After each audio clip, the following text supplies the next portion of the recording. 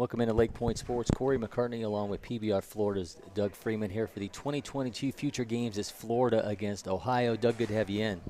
Cory, thank you for having me. I appreciate you having me on here this morning, and excited to get going here with Game 1. You've obviously got an intricate knowledge of this Florida team, so we have to take advantage of this library that you have inside that head of yours to let us in a little bit on the what these guys are capable of here for the Florida squad. And we're going to see Andres Alvarez here starting things off on the mound for Florida. Anything you can tell us about Andres?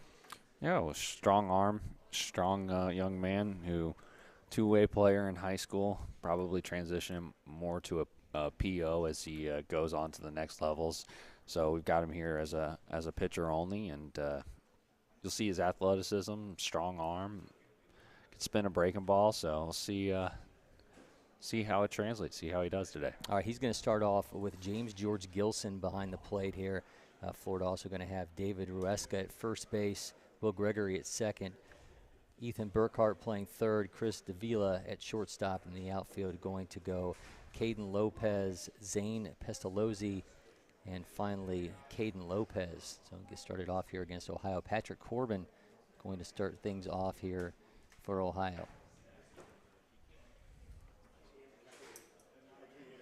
Excuse me, Parker Corbin. Get the Nationals on the head there. That's what happens when you spend too much time around Major League Baseball. You start getting these names wrapped up. But Parker Corbin previously had been committed to Ohio State, one of the top players in the state of Ohio. He loops that one over top of the shortstop's head for a leadoff single, showing that hit tool right out of the gate. Yeah, aggressive on the first pitch.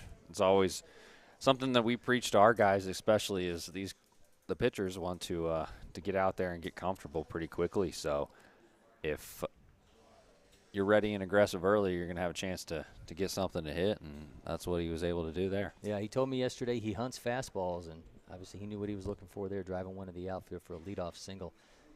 Comes Michael Cioviella, the right fielder.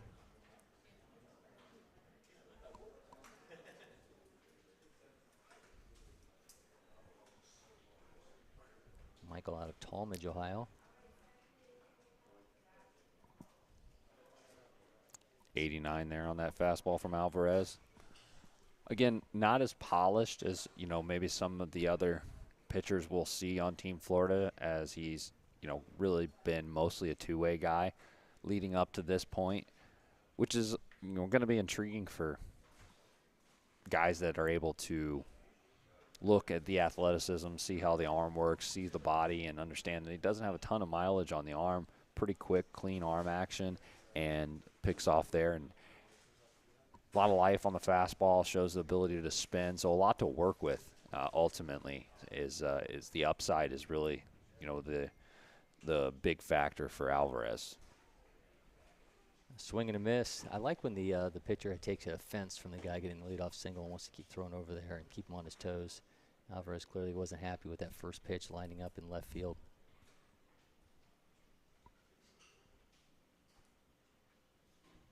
Gives Corbin a look. That one shot to third base. Going to get through for another hit. Corbin standing on second base there. So that's going to give the runners at first and second here for Logan Fife, the shortstop.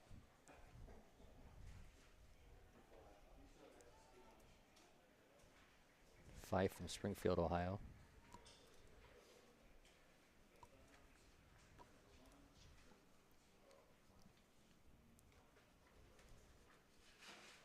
This is the first time Team Florida's had the chance to play Team Ohio in the future games. We've traditionally had the pods and the game matchups be a little bit more regionalized, playing Georgia, Carolinas, occasionally Texas here or there. But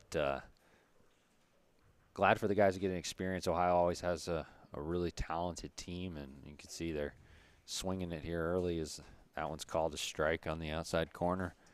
And good experience for these guys to be able to play guys that they may not have played very much. I know last year we had an opportunity to play Georgia, and those guys had played against each other all summer, it seemed like, which was a fun little rivalry, but they also played against them all summer. So, it's a nice chance to get a chance to see some different players here. That one goes wide, and runners going to advance, and have them at second and third here with no outs in the top of the first inning.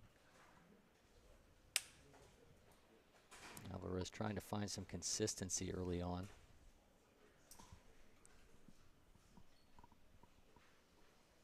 All right, 1-1 is the count.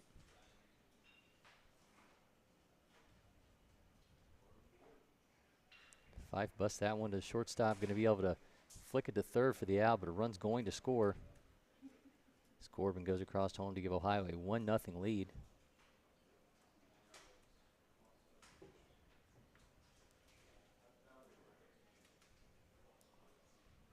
All right, so Fife standing on first, and now Brady Royalson up to the plate. A nice heads-up play there by Davia. Did a nice job defensively in the workout yesterday. Pretty advanced defender. Moves well. It's got a good feel for the game. Good hands. I mean, you can see that, just a nice, easy flip. But, again, it's just a natural feel, knowing where he is and making a heads-up play, giving himself a opportunity now to be able to turn a double play and get out of this. All right, so he starts Royalson off. Starts Royalson off with the ball. So 1-0 is the count. 1 down here in the inning. 1-0 Ohio lead. It's called strike there.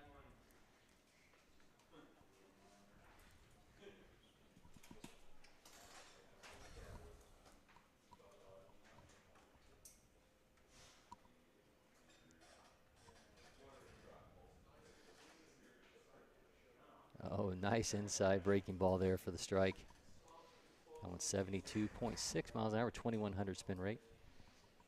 A little short slider there. Again, it's got some field to spin and quality shape on the pitch. You know, it's still got a little bit of developing to do. Again, that comes with development and feel and getting more innings. But the shape and ability to spin is there, so you know you're going to have an opportunity to dream on it a little bit, that he could make some pretty nice jumps as he continues to log some innings and refine his feel and overall, you know, repertoire. So we missed on that pitch. Now it's 2-2. Royalson up with Alex Coling in the on-deck circle. Another swing, another miss. He goes down. So gets that second out.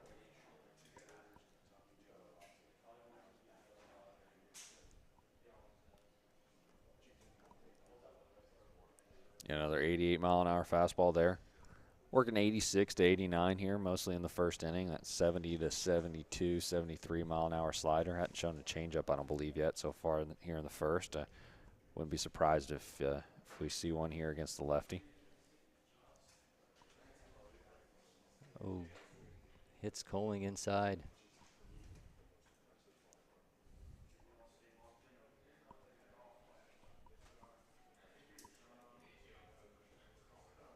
That brings up Brady Marshall.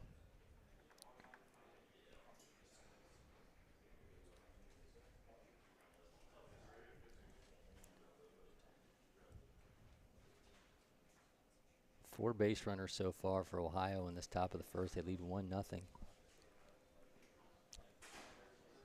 Nice job there by Gilson, framing that pitch, getting underneath it a little bit. He does a nice job in game. He's a guy that, you know, has some really quality tools, but may not jump off the page at you during a workout. But I imagine he's a guy that, as coaches lock in on Florida for 3 games, will tend to like quite a bit, both behind the plate and offensively. He does a really nice job, you know, receiving, handling pitchers, keeps the pace and tempo well. He's got some flexibility, a frame that can add some weight, and you know, a lot of things to like there from the young catcher. All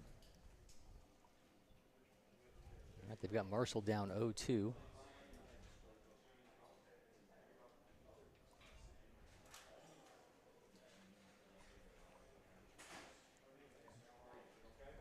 Alvarez glances back to the runner, and this is going to keep this at bat alive. Both runners going to advance. Oh, Good it job. swiped back, able to. Oh, it could not get the play. Bad positioning there, so Ohio will have runners at second and third. Looked like a nice effort there to get the tag, but unable to complete the play, so we'll move on. oh, again, good heads-up play. Good read by both base runners, but, you know, in that position, again, the catcher, another block there by Gilson, doing a nice job.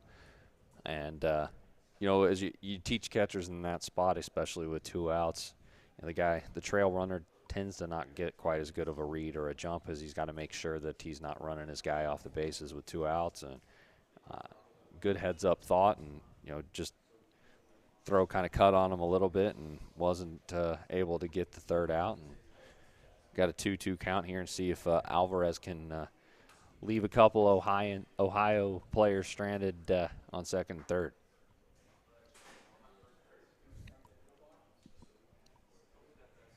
Comes a 2-2 Alvarez from that wide stance. Bounces it, going to run the count full.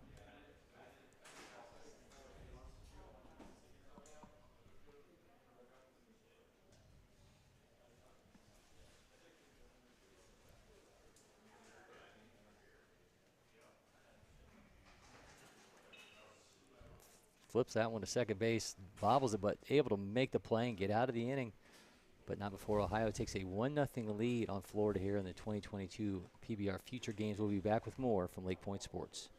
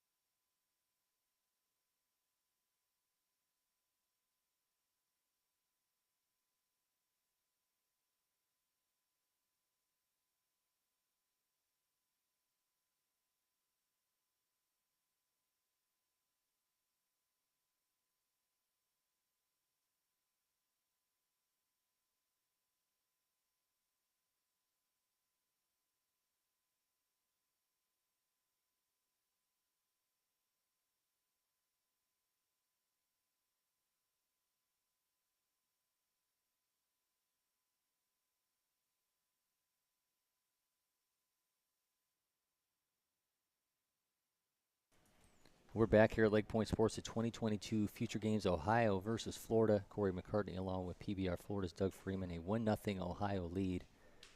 Kellen Klosterman going to be on the mound here for Ohio at the bottom of the 1st.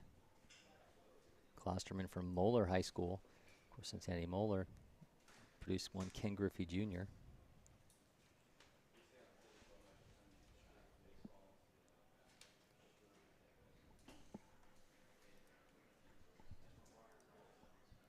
I'm from Ohio, so I'll be your tour guide from that side of things as we go through these kids' hometowns. Wonderful.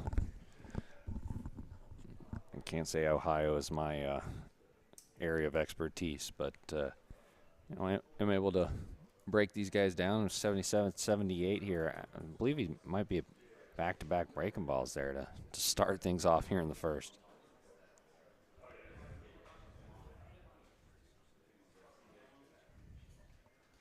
Misses there. That one at 89. Yeah, he went slider right out of the gate there. It's a interesting arm action from Klosterman. He's got kind of a long, wiry frame, a little long to short, kind of whippy arm action there. Be interesting to see how he's able to repeat and swing and a miss for the strikeout. Get some chasing. Yeah. Pestalozzi goes down with that slider. Three sliders. It's got a 4-pitch mix. Also throws the curveball and the change.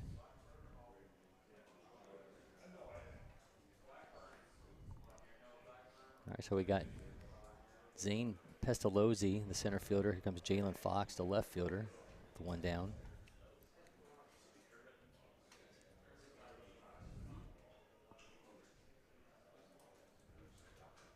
Ohio catcher Patrick McDaniels, that nice wide one-legged stance, it seems to be sweeping the nation.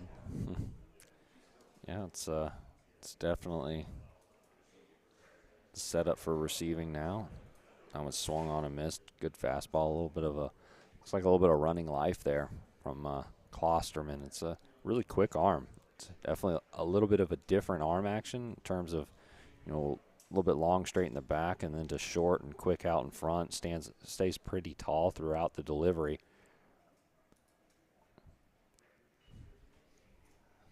As that foul ball gets the catcher on the hand, it looks like.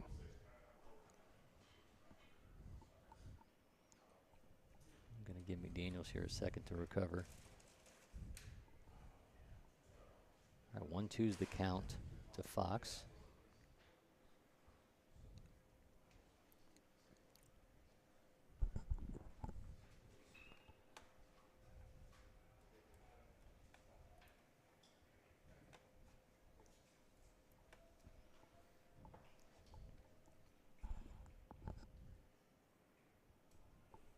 Comes back at 88, but misses high. Going to make it 1-2. Yeah, you see that little bit of a lower spin rate for this particular fastball. Kind of gives you a little bit of an indication of the likelihood of a little bit of late sink or running life on it. And there's a lot to like in the arm action. It's a quick arm and, a pretty projectable frame. Looks like he's got some wider shoulders, thin-bodied frame that can put on a little bit of weight. And you got guys like this that stand real tall that don't really get a lot of extension over their front leg on the follow through. You can really dream on kind of cleaning up a few things, and him being able to turn that into a little bit more of a two-plane slider and really get a little bit more life on the fastball. I'd be interested to see what his extension numbers are. I imagine he's probably not getting too much extension, which with that quick arm. As he learns to be able to get down the mound and over the front side a little bit more, he's going to have a chance to make another nice little jump. And between adding a little bit of strength and getting to some extension, it's definitely a very interesting arm for the Ohio squad here. So he went 77-mile-an-hour changeup and then missed on another fastball to walk Fox. So that's going to bring up Chris Davila, the shortstop. Davila really up on the plate. Yeah, the left-hand hitter had a nice round of BP yesterday as he swings through that changeup there at 79.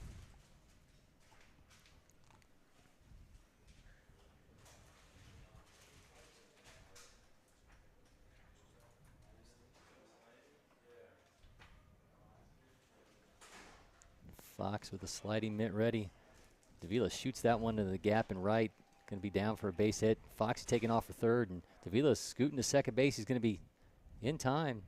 Good aggressive base running there. Didn't quite get all of it on the barrel, but again, you can see how the hands really work well for Davila.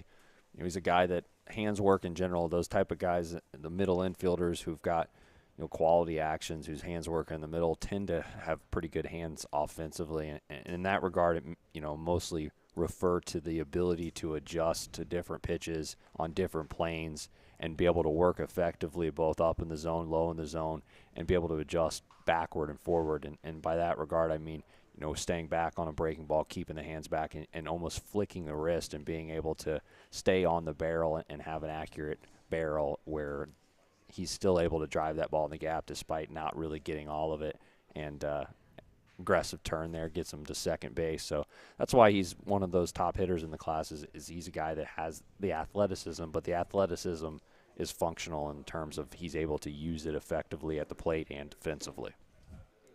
Well, he's standing on second base now with Jackson Lalima, the DH, up.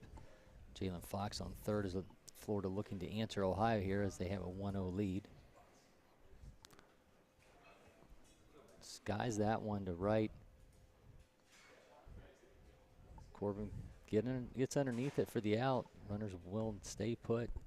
And looked a little shaky over there in the triangle area, but hauled it in. Lima didn't give me an opportunity there to talk on his tools, but I'm sure we'll have another chance. He's a glorified tool shed. It's pretty impressive. I mean, it's 94 across the diamond, and he's got some power. He's got bat speed. It's a really interesting athlete to. He's got a chance to make an impact at the next level. Here's James George Gilson, the catcher.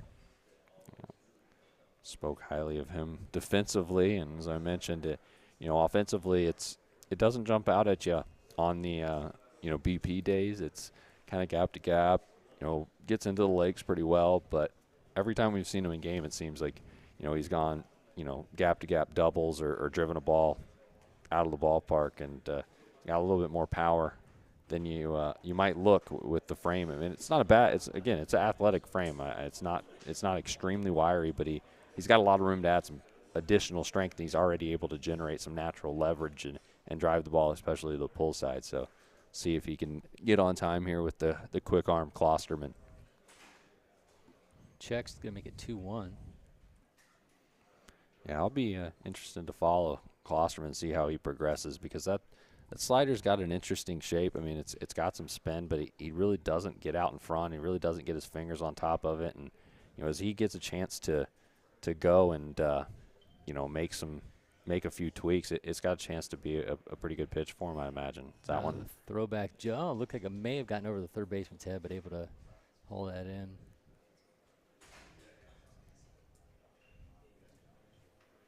You can catch a base runner napping with that play, but it sure makes you nervous sometimes.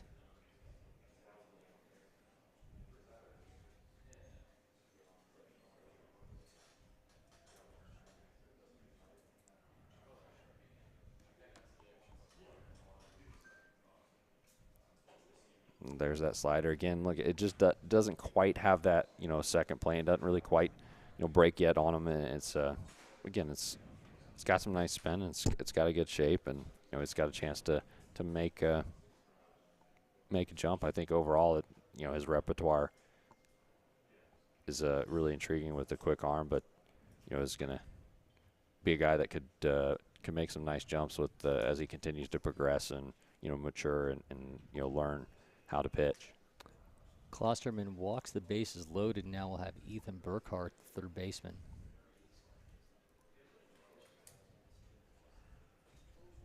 Burkhart from Newport Richie. Burkhart, isn't the standard 6'3". Again, Gilson and Burkhart, two different frames, but both get it done.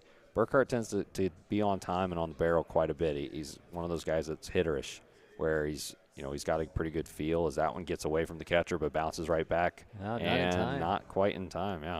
All right, so going to tie things up. Some heads at base running there from Jalen Fox on the pass ball. But yeah, Burkhart tends to come up in these type of situations and tends to execute. He's got a feel for the barrel. He's pretty confident up there in what he can do. He's got some power, and will be on the mound later in the future games as well. He's an really interesting two-way player, guy that competes at a high level, and we'll be interested to see how he does here as the runners on second and third. Looks that foul. Kid's got some massive quads, so there's some power. Yeah, he's definitely a stocky, strong, young man. There's no doubt about that.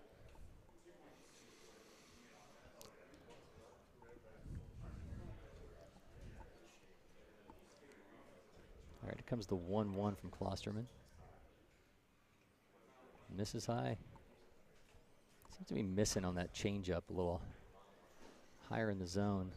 Yeah, I think that's that slider. It's just backing up on him. Oh, okay. Yeah, it's just not quite getting down the mound on it and, getting his fingers on top of the baseball to create that, late break, or just kind of backing up as Burkhart shoots that one to left field. Now the center fielder moving over, going to camp underneath it for the final out, but not before Florida manages to tie things up. So it's 1-1 after one here in the 2022 Future Games. We'll be back with more from LakePoint Sports.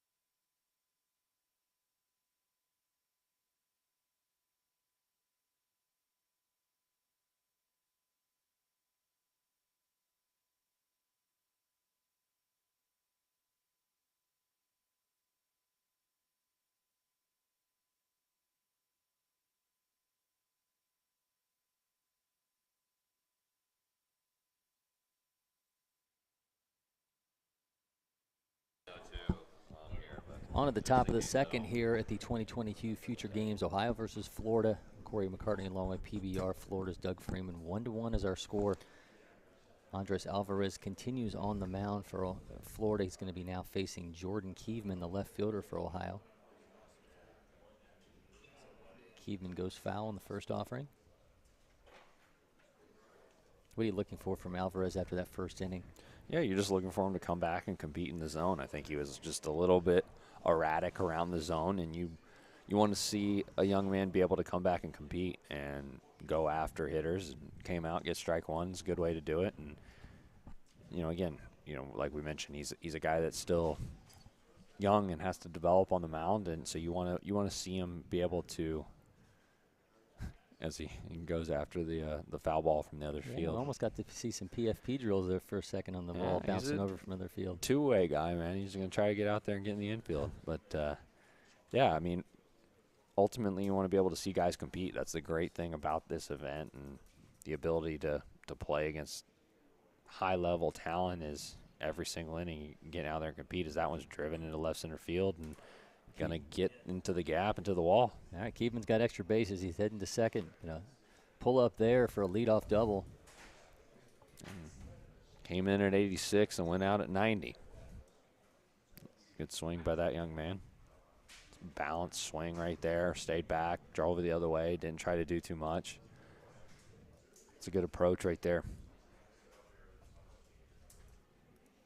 Now up for Ohio is Brian McCanley from Newark.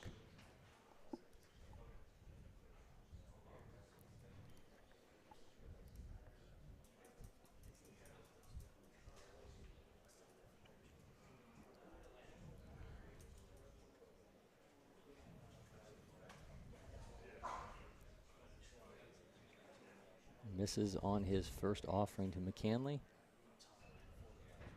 That one at 71.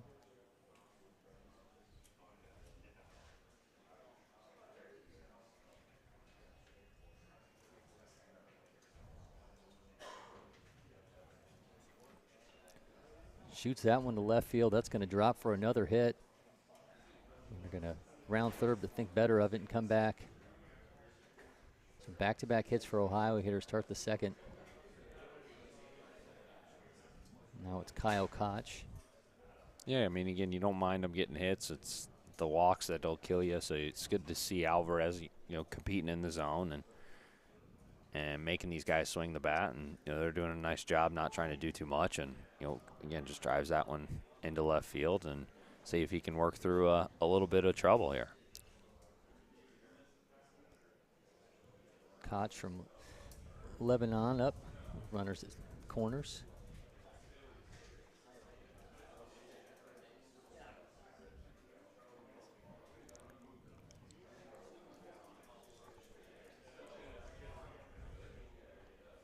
Frames that one for a strike.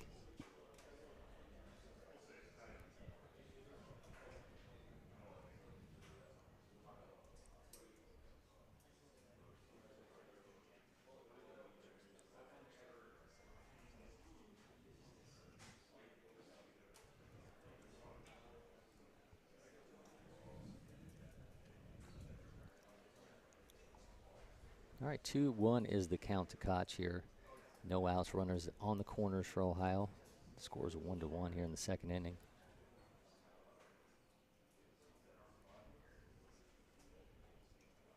Bounces the 2-1. Blocked up there again by Gilson. He's done a nice job behind the plate.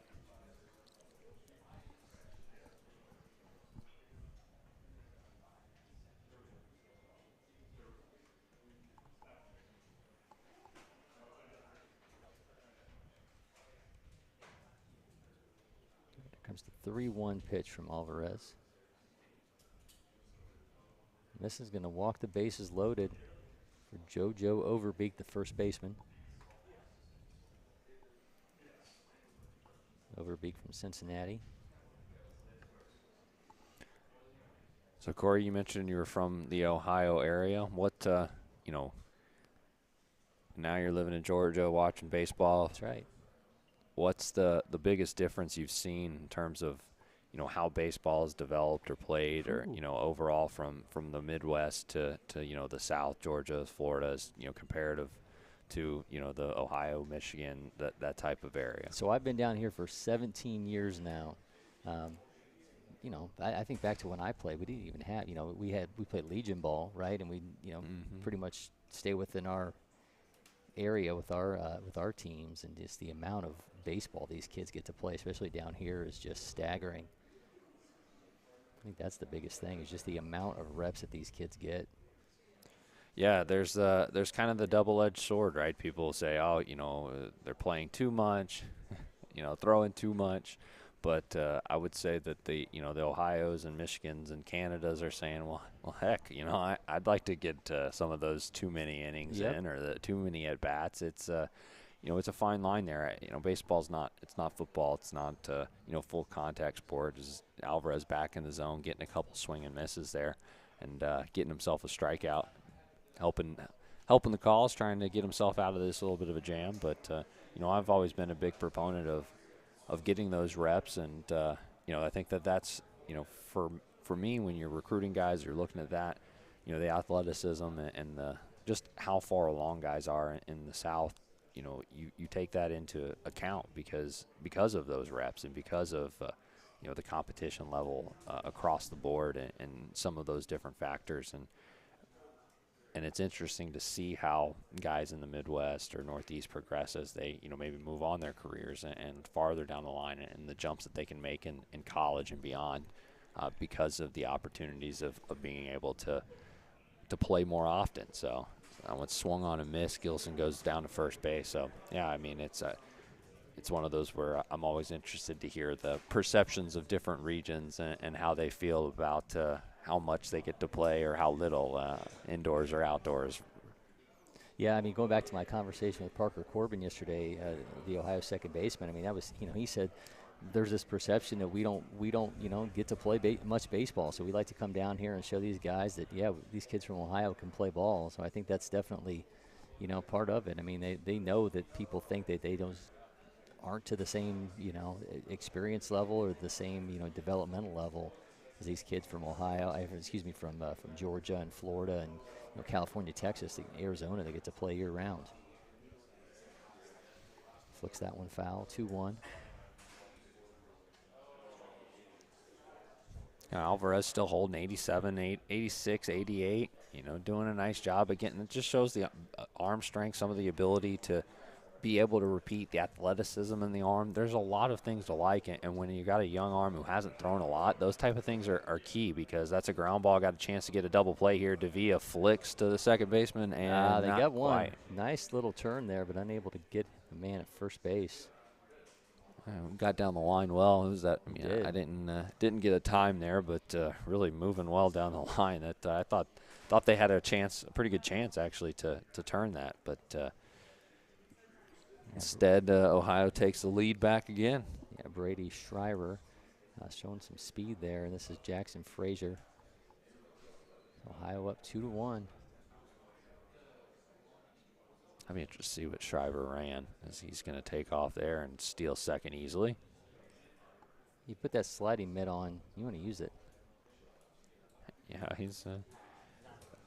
this is the time to show your tools, so if you can run, you better do it. That's right. All right, 1-0's the count to Frazier.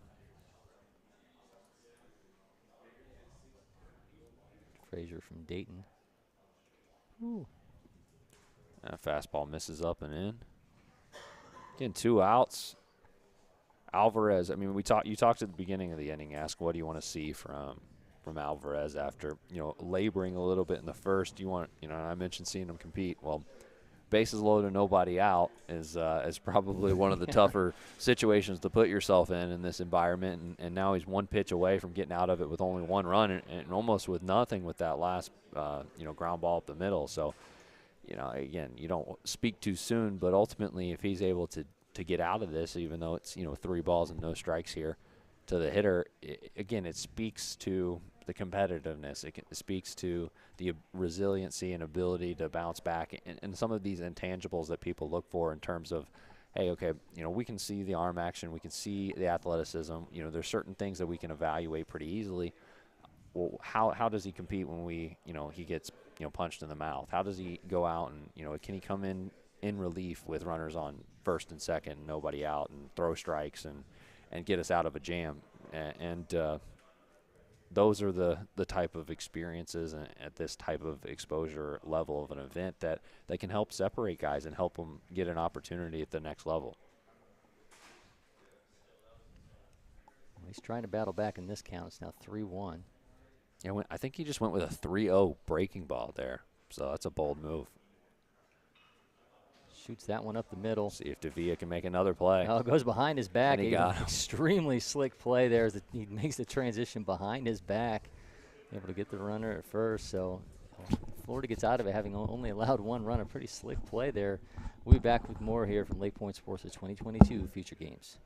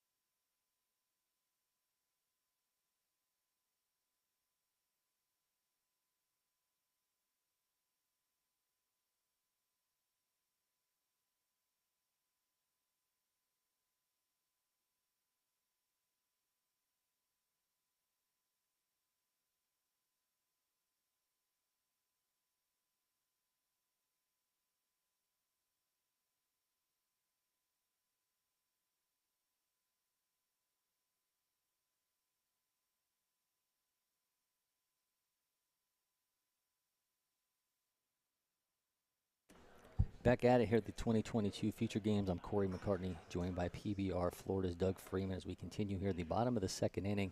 It's a 2-1 lead for Ohio. Ohio going to have Kellen Klosterman after a very strong first inning going to continue here for the squad. And he's now going to be facing off against Caden Lopez, the right fielder from Florida. Swing and a miss for strike one from Klosterman there. 76.9 mile an hour on the scoreboard.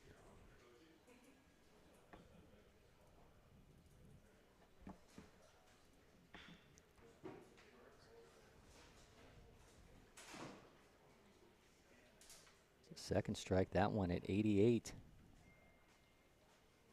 Klosterman continuing to live at the upper ends of his profile here on the velocity.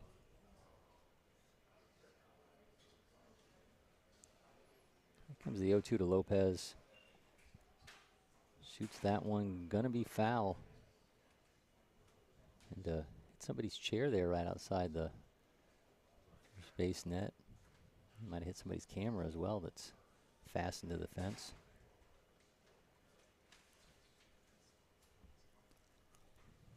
All right, so 0-2 here to Lopez.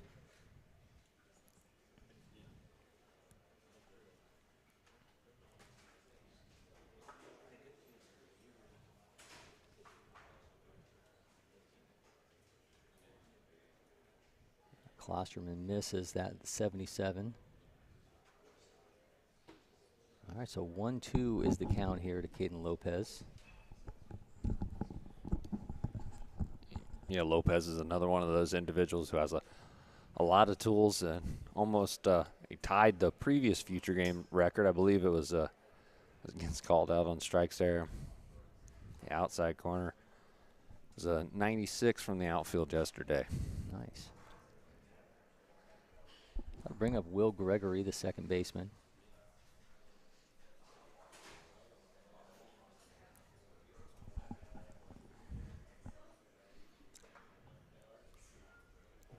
Flicks that one back foul. I'll have you know the Georgia kids were talking about which teams they thought had the best looking uniforms, and they said, Florida's coming in here with some pink or some teal or blue or something. They said they're going to end up looking the best. Yeah, no, the uniforms are sharp, but I can't say that I love the numbers. I'm having a bit of a hard time anywhere more than about 4 feet away from seeing some of these numbers. They're a little bit better today than in the evening, or they can start sweating a little bit. I would like some bright pink numbers, make my life a little bit easier. But that'd be a nice touch. Other than that, yeah, they're sharp. Mizuno did a nice job. Some sharp jerseys for sure. So 1-2 is now the count here to Gregory.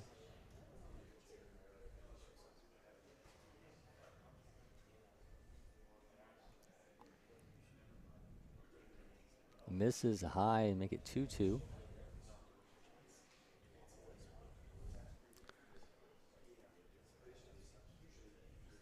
Klosterman's done a nice job holding the velocity as well. 87, 88 here still in the third inning. There's a good slider there. Got on top of that one a little bit better, a little bit more down action on that. That one running down and away from Gregory as he swings and misses, and second strikeout of the inning here for Klosterman. See if I think this is Petrosa. Richie Petrosa. Get things going here.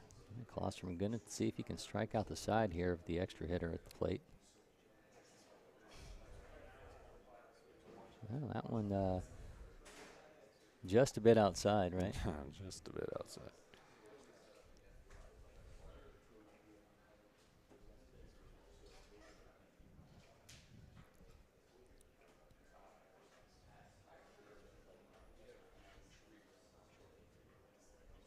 Klosterman misses again.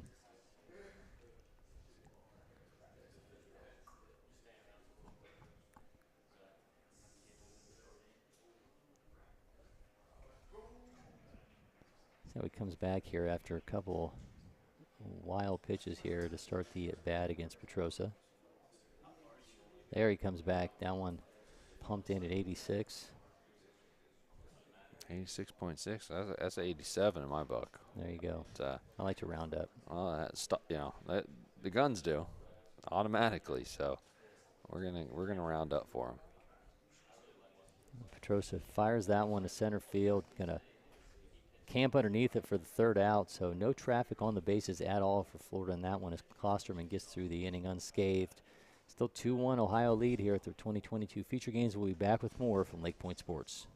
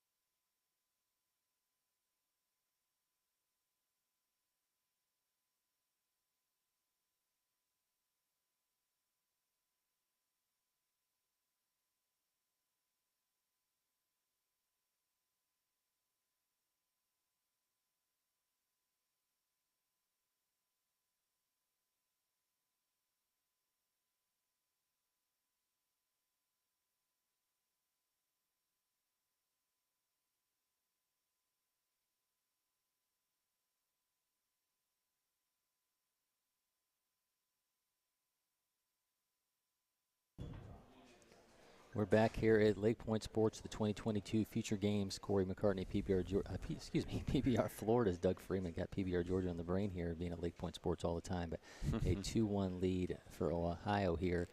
The bottom of the third inning, got Chase Nystrom going to be pitching for Florida here in the bottom of the third. Nystrom from Trinity.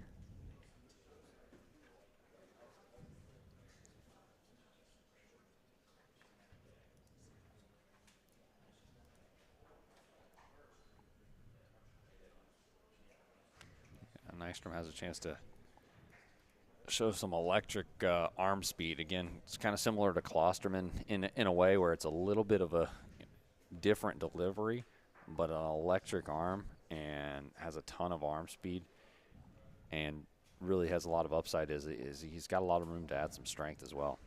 He's facing Davis Campbell, the Ohio third baseman, with Conlon Daniel to follow.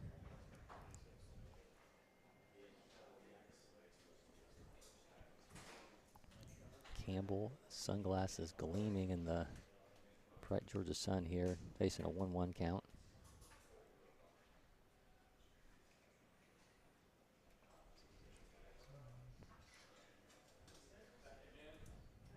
That one, a miss. It comes in at 76. Counts now 1-2.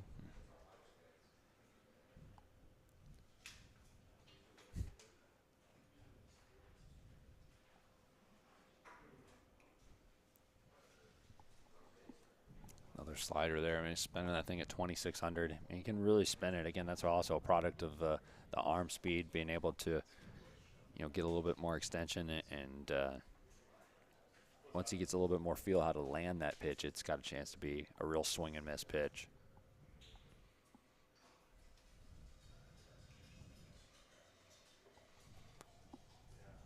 First 90 of the day. We've had a few 89.8s and 7s, which are, I'll give them 90 on it, but the first 9-0 on the board, I believe. First true one. Yeah. All right, 2-2. Nystrom's got the count here on Campbell. That is going to be a very good pitch for him. As he learns how to land that pitch and continues to be able to control that spin and learn how to spin it at the higher RPMs consistently, that's got a chance to be a really, really good, above average to plus pitch at the next level. I mean, again, it's one of those young men who you've got kind of a lean, wiry frame, and you want to be able to see if he's going to be able to put on a little bit of strength and get a little closer to him. His shoulders are got some broad shoulders. It's kind of got that V shape to him. So you feel like he could probably put on, a decent amount of muscle as he gets a fly out there. That one was at 89 as well to get that fly out. But, yeah, some 16-mile-an-hour difference there between that breaking ball and the high end of his fastball.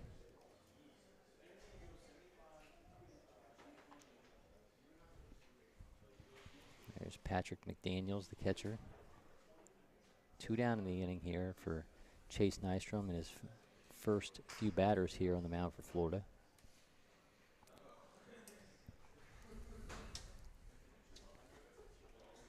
A miss at 88.4.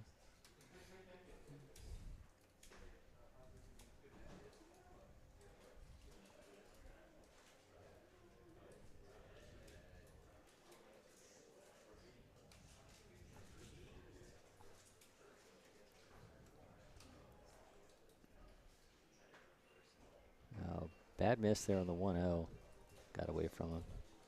Again, kind of similarly to the Klosterman, you've got guys that have a really quick arm, and maybe mechanically they've got some things to clean up, but it shows their athletic ability to be able to miss wildly, for lack of a better term, and then be able to dial it back in pretty quickly because they have at least a feel for where their arm is and trying to get in sync and on time. As he learns how to pitch and learns how to do that, it's going to happen more consistently because of the athleticism. But, the arm speed itself just really lends to a lot of, I don't want to say misses, but ultimately when you have that quick of an arm, if you're not timed up perfectly, it can get away from you pretty easily. So, it shows, all right, as he learns how to time up his delivery and really get the most effectiveness out of that arm speed, it's got a chance to make some pretty big jumps, and similarly to Klosterman as well. 3-1 is the count here for Nystrom and Patrick McDaniels. 2 outs here in the inning, a 2-1 Ohio lead.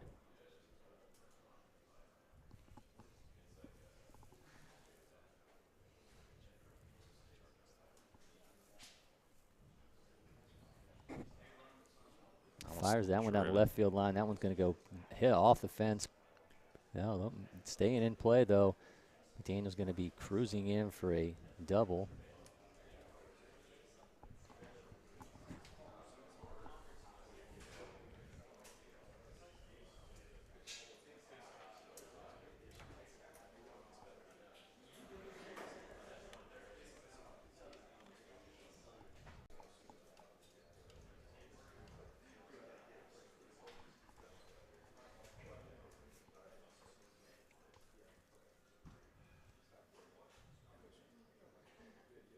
This is Anthony Sulek. There's a good fastball in there for a strike. 88 on the outside corner. Sulek from Mason, Ohio, just in the shadow of Kings Island.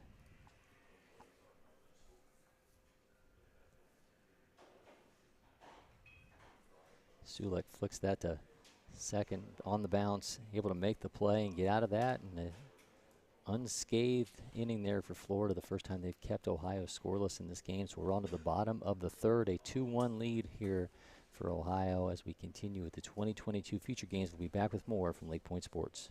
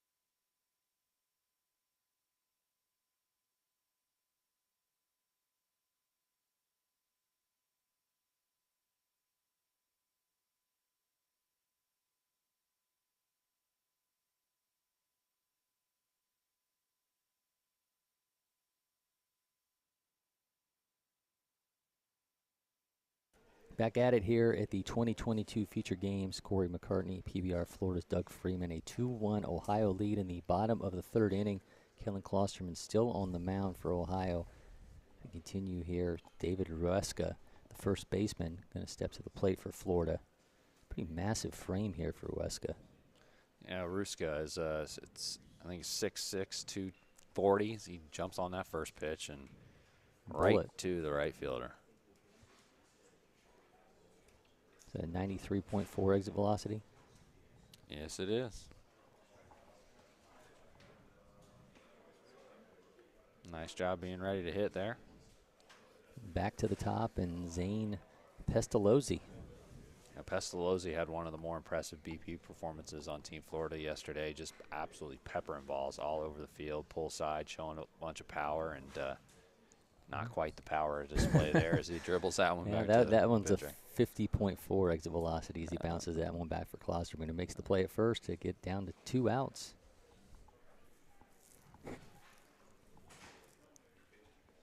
Here comes Jalen Fox, who was responsible for Florida's 1 run. Yeah, he had one of the more impressive rounds of BP today. Pre-game BP, one of the 2 days that we have BP on the field before the game, and really shows above average bat speed. He's one of the few rising sophomores on the team. I believe might be the only rising sophomore we have on the team. Really impressive young athlete with a lot of tools.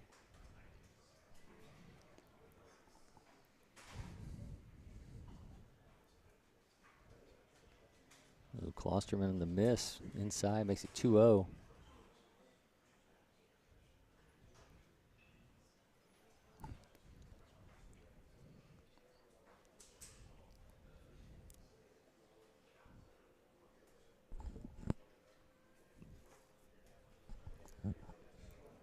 Swing and a miss.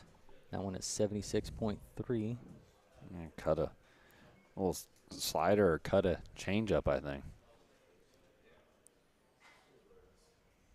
All right, 2-1's the count to Fox. Again, 2 outs here. In the bottom of the third, a 2-1 Ohio lead.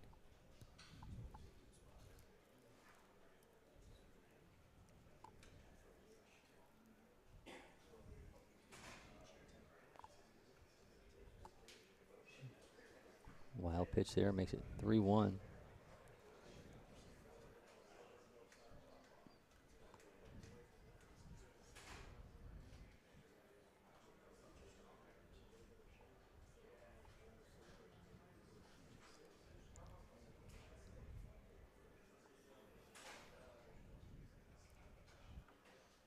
Got him on the corner. Runs it full. 86 there. 1,600 RPM, probably a little arm side run there, late life.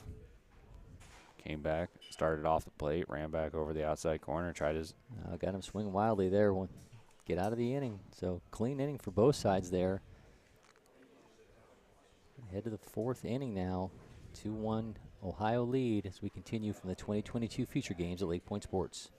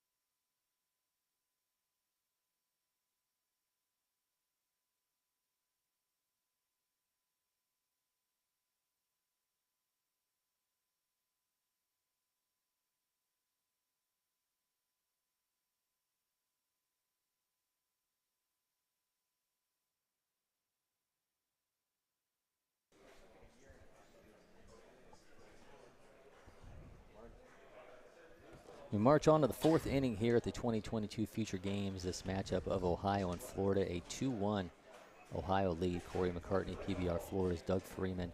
Back at the top of the order here for Ohio and Parker Corbin as Chase Nystrom going to continue on the mound for Florida.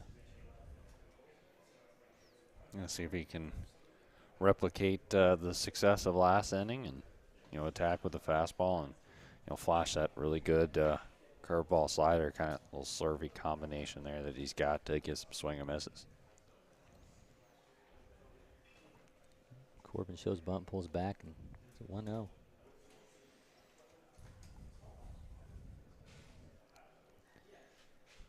Corbin tore his ACL during this last football season, was able to come back and play the end of the baseball season.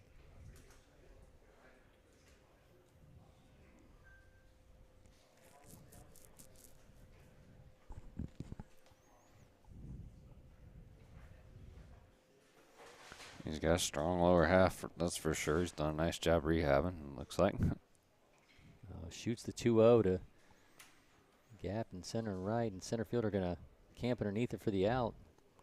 Jalen Fox out there backpedaling it in. All right, 1 down. Comes Michael Ciavella.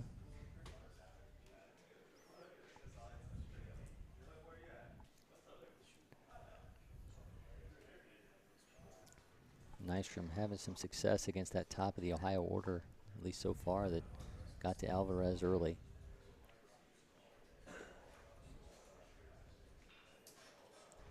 Shoots that one third. Nice play from the third baseman. Oh, wow. A great play. Burkhardt over there showing off his range. Yep. Moving away from the bag and able to make that throw across the diamond to get the out. Yeah, he's got a strong arm. Like I said, he's going to jump on the mound at some point in time here. And, you know, he does a nice job at third base. I mean, he's a little gamer. I mean, that's the best way to put it. You know, it doesn't really, you know, jump off the page at you until you watch and you look up and he's, you know, 4 for 12 or, you know, 4 for 10 and made a few nice plays and, you know, threw 5 innings and struck out 8. You know, it's a really interesting young ball player. There are 2 outs in the inning now. This is Logan Fife, who has started out 1-0. Back to second baseman, threw across his body. That one's going to go wide, and almost had another spectacular play, but not to be. So the inning will continue with Fife on first and Brady Royalson up to the plate.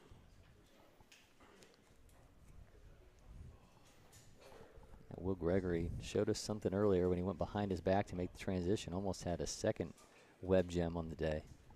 Yeah, that was Chris D'Avia who went behind his back over there. Oh, excuse me. At short now, but Gregory trying to replicate the doings of Burkhardt.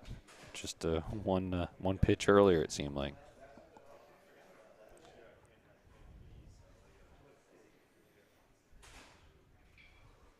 That one's grounded to D'Avia. See, flips it to Gregory. All right, another clean inning. A clean half an inning. All right, still 2-1, an Ohio lead here. Going on to the bottom of the 4th inning at the 2022 Future Games. We'll be back with more shortly.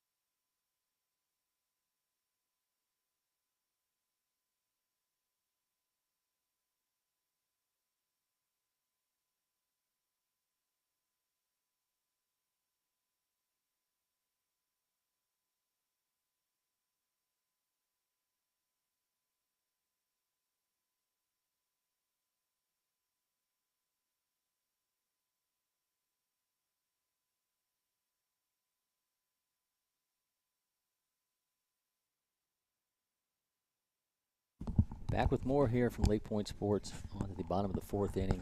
2-1 Ohio lead. Cory McCartney, PBR Florida's Doug Freeman. New pitcher on the mound for Ohio here as we march on. Mitchell Davis from Sydney. 6'4", 185 pounds, gets that fastball up to 90. See what the big right-hander has to do here against the Florida lineup. Yeah, Chris D'Avia back up again.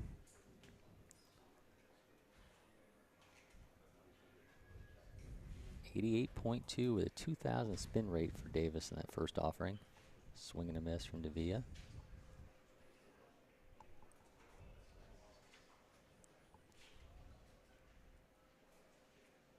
One goes wide at 87. They loads up on the far side of the rubber. Yeah, that low 3/4 slot kind of got a little running action on the fastball.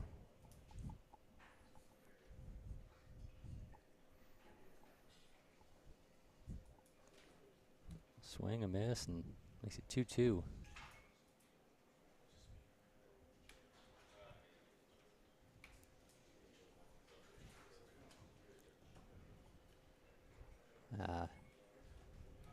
That one arm side, 71.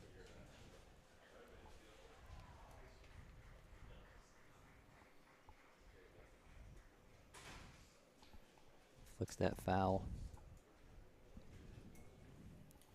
I like the tempo from Davis. You know, big, strong young man, broad shoulders, but is on the mound, ready to go, toes the rubber, you know, gets the sign and goes. I'm a big fan of quality pace, and you can really do a lot by controlling the tempo. You know, with good stuff is, you know, goes a long way, but being able to speed up and slow down the game according to how you feel comfortable can really make hitters uncomfortable. And you can kind of see that a little bit here with D'Avia, just maybe being a little bit rushed at times. As that one moves the feet out of the way. And all right, so leadoff walk.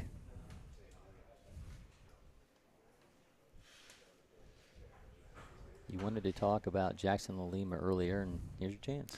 Yeah, he swung at the first pitch for me and got himself out there the last time. So yeah, he's a young man who was 94 across the infield. He's got a lot of, you know, athleticism all around.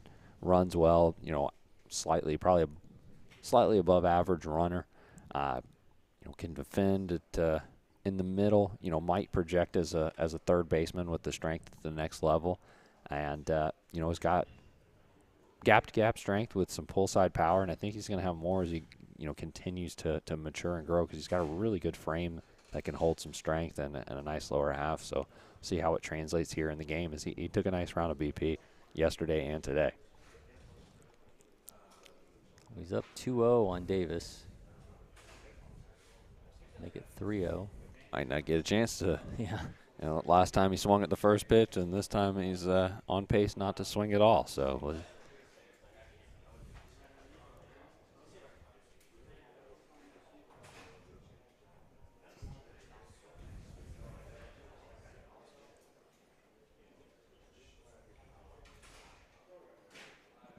And he doesn't swing at all. All right, walks him on 4 pitches. So runners at first and second. Back-to-back walks for Mitchell Davis. James George Gilson to the plate.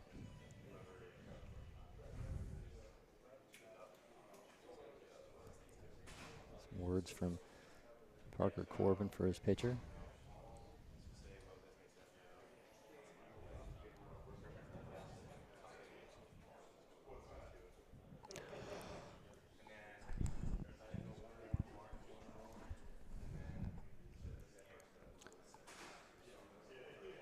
Let's see what Davis does here after a string of without a strike. All right, he gets it on the corner. That one 86.3, so we got a bit of a lead here on Gilson. Yeah, took a little bit off of that one and got it on the outside corner, getting ahead.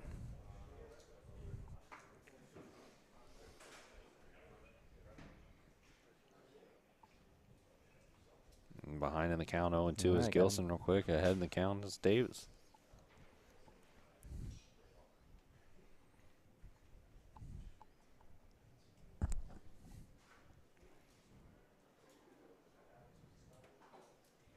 All right, the 0-2 shoots that one foul.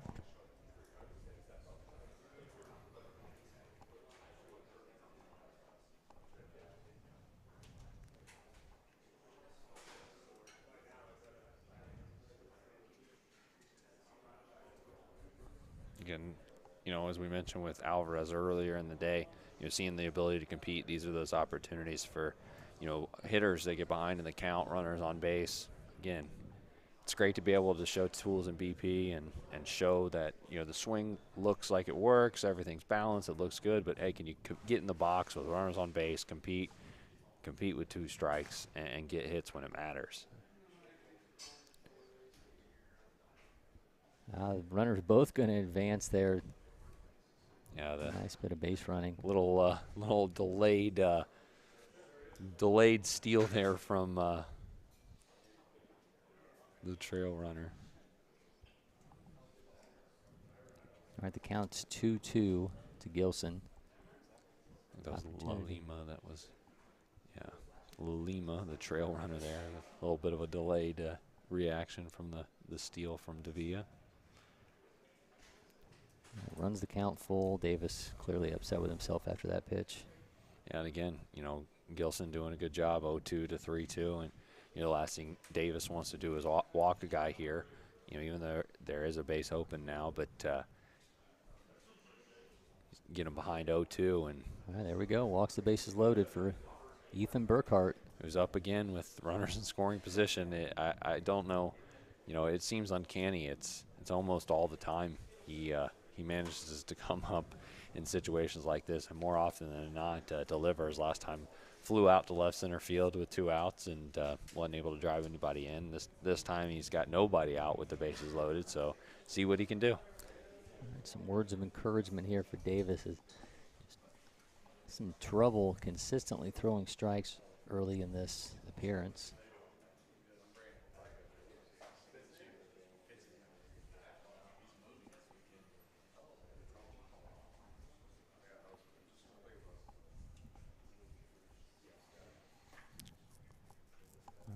Going to continue here. Again, Ethan Burkhart up to the plate here with the bases loaded, no outs. The bottom of the 4th, a 2-1 Ohio lead.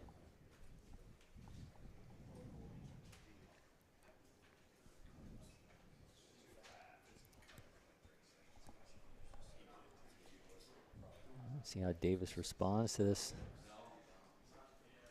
high leverage situation. Swing and a miss from Burkhart. 86. Any good pitching coach will tell you, you go out for a mound visit, you better get a strike after that, and come out and say some sort of words of encouragement. The shoes are white, your hat's gray. Let's throw a strike. I can't follow it with another. That 86 makes it 1-1. Yeah, you can't promise 2 strikes after a mound right. visit, but 1 strike, you gotta be able to get ahead. Burkhart evens things up here, bases loaded with nobody out. Comes the 1-1. That's a good pitch there. All right. 85 makes it 1-2.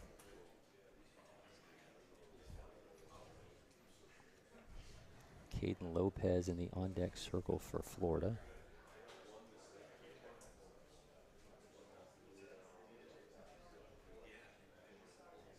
A foul, and this AB will continue.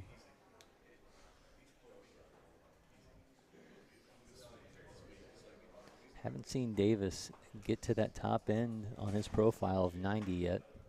Yeah, not quite.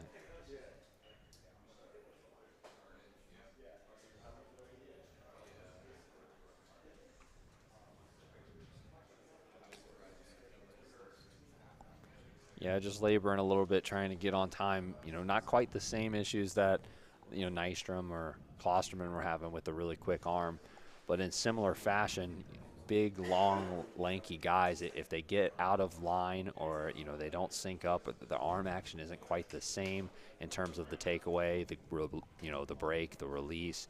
Those small things make for large discrepancies in the release point with the height and the length of the arms, and it looks like that's kind of the issue here with Davis is, it looks like the stride is varying a little bit, the break out of the gloves varying a little bit, and he can't quite seem to get everything synced up just right as Burkhart flies this one to deep center, gets another fly ball, but this one's going to get the job done.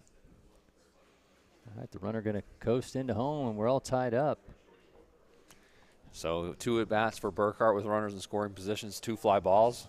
Unfortunately, the first one was with 2 outs, but that one with nobody out gets the job done, and it's tied up. All right, Caden Lopez now has the runners at the corners with 1 out. Now all squared up at 2-2, this matchup of Ohio and Florida.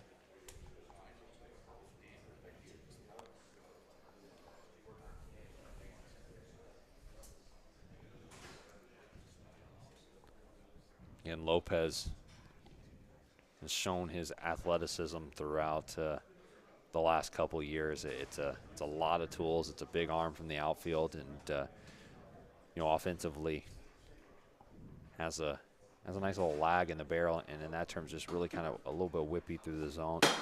Tends to get on plane well, line drive type swing. So the runner takes off, fouled back there.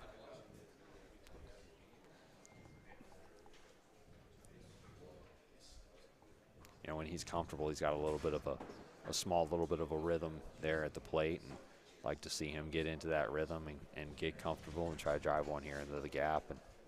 But Davis doing a nice job here, getting ahead, got himself a fly ball with the bases loaded, getting ahead here. And again, we talked about it with Alvarez and some of these other guys. Bases loaded, no outs isn't an easy feat, and if you can manage to kind of compose himself, find that delivery, find that consistency, and get out of it with minimal damage, that says a lot for this young man and his ability to compete and do everything. Well, the double play ball is still in effect. Able to advance the runner, take that away, but Davis give him a glance over.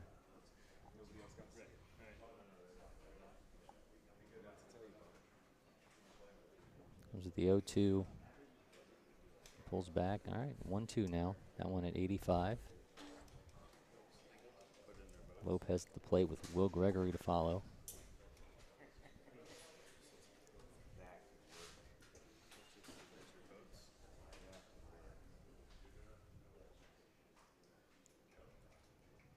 Battle back here to even the count for Lopez. Again, the beauty of baseball, the push and pull, getting ahead, even to back up, just trying to find the ways to make it swing in your advantage. Oh, this has got a chance to be a double play ball. All right. Able to, not able to turn it back. First baseman came off the bag. So Florida going to take a 3-2 lead. That's unfortunate for Davis. Fortunate for Florida. I mean, I'll take it as the Florida, the Florida guy up here in the booth. But, I mean, you've got a guy struggling to repeat consistently. He's kind of gotten in the zone, calmed down a little bit after the mound visit, is throwing more strikes consistently, gets himself a fly ball to give himself the opportunity for the ground ball double play. Working that kind of running fastball in on the hands there of Lopez for, what should be a double play, and can't quite make it happen. And again, you've got to give him credit for making the pitches that he needs to get out of the inning. And that's the part where you've got to relay to these guys, and, the Ohio guys do a great job there, and tell these guys, hey, man, you did everything that you needed to do to get out of that inning. Take solace in understanding how you competed, how you were able to get yourself back on track, and understand how to do that earlier on as the throw. The runner just completely comes about stop about 1.5 feet from the bag. So that'll get him out of the inning there as Patrick McDaniels throws the runner out at second base. But not before Florida takes its first lead of the day, 3-2. We'll be back with more here as we go on to the top of the 5th here at LakePoint Sports in the 2022 Future Games.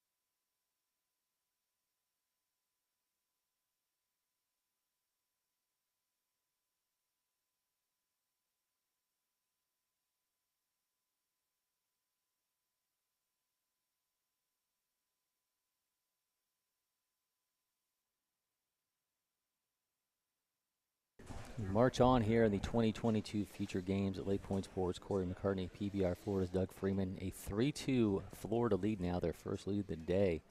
We continue on in the 5th inning. Logan Fife up to the plate for Ohio, going to be facing Chase Nystrom, who's continuing for Florida. Pretty impressive first inning out of him. Yeah, he's done a nice job here in his 2 innings of work, getting his 3rd inning here. See if he's able to hold the velo, continue to land the breaking ball for strikes, and see if he can get a few swing and misses and get Florida back into the dugout with the lead. Answers the velo question there. He's still 88 there with the first pitch, and he's got his towel out on the mound. Yeah, it is a exceptionally warm day especially on the turf, and with no dirt anywhere in sight. It's you got plenty of Georgia red clay, but just none here. That's right. And it's a little bit more difficult to keep the hands dry, and they're banning all the other substances, so towels it is. I beg your pardon. This is Alex Coling. Brady Marshall going to follow for Ohio. There's the breaking ball. All right, 71 makes it 1-2. Yeah, I mean, he's spinning that at 2,400, 2378 at 71 miles an hour. I mean, that's a pretty dang good pitch. I mean, the velocity's there. He may tick up another couple miles an hour as he gets stronger and spins. That one's bounced to short. Trace and Cameron fields it cleanly and flicks it over to first base with no problem. All right, so 1 down for Brady Marshall. Jordan Keeveman in the on-deck circle. Wholesale changes for Florida. It looks like Ohio is just hitting their whole lineup. Always different approaches to how to best give these kids an opportunity to show their best abilities. Hitting the full lineup and trying to make sure everyone gets enough opportunities. Flipping the lineup halfway through is what Florida does. And, that the thought process is to try to give guys 2 at-bats, within, reasonable time. You get 22 guys in a lineup. You may hit in the 1st inning and the 7th inning, and it's quite a bit different. But ultimately, no excuses from these young men. They're getting an opportunity to play in front of 300-plus college coaches. So, hey, go out and take advantage of your opportunity when you have one. Nystrom looking pretty impressive again. That one's 74, makes it 1-1, but he's been awfully impressive since taking over for Alvarez. Yeah, the breaking ball flashes plus. I mean, it's 71, 74, 23 to 2,500. It's one of those pitches where the shape is already there. That fastball that was nasty. Really runs it down and in. The shape's already there. The field of spin is something that I believe, and for whatever that's worth, I'll tell you. But what I believe is, the ability to spin a baseball, comes somewhat naturally to some guys, and he's one of those guys that can spin it. And as he learns to land it consistently, as you see that 75-mile-an-hour breaking ball right there, that's a pitch that, in that circumstance, he's got to learn how to start that a little bit more in the zone and let it break out of the zone. He's got so much break and so much depth on that pitch that just being able to throw it over the plate is a win for him at this point in time. And as he learns and grows, and again, that goes back to the same conversation we've had a few times today in terms of arm speed and being able to get in sync and get in rhythm and be on time, he's going to be able to manipulate that and create the swing and misses when he needs to, and move it in and out, up and down for a strike and a swing and a miss. Well, he starts Jordan Keeveman out 1-0. 1 down in the inning, runner at first. I'm not sure if we've seen a changeup from Nystrom. I'd be interested to see a hard fastball inside here or a changeup out away from him. There goes the runner. That one's going to get away from the catcher, though, so Ohio going to have a runner in scoring position now in the form of Brady Marshall.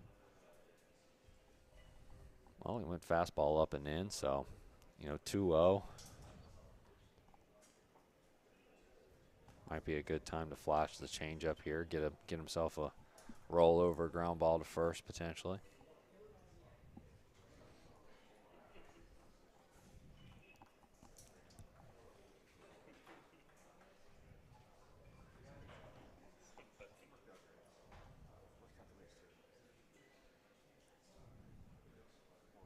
All right, the 2-0 to Keeveman. Goes fastball, misses high.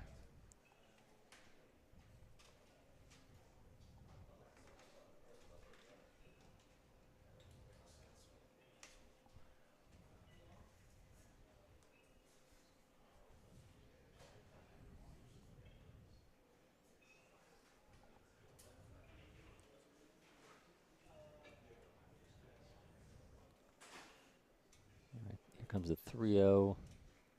Gets that on the corner. Oh, I thought he had a walk, but he's coming back. Yeah, she's called that pitch about a ball or two off on the edge of the white of the other batter's box on both sides today. So I've been pretty consistent with that pitch a little bit off the outside corner being called a strike. That's a good fastball there on the inner half. Yep. So he runs it full.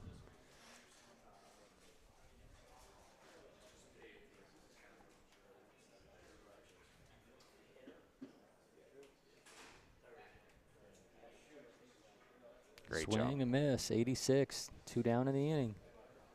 It's a great job competing back in the zone, attacking with a fastball. 3 straight fastballs. We went outside corner, about a ball or two off, gets called a strike, goes inside corner, and then right down the middle, down, running away from him for strike 3. So very nice job from Nystrom. See if he can get out of this and leave the runner stranded at second base. And this is Brian McCanley up to the plate for Ohio.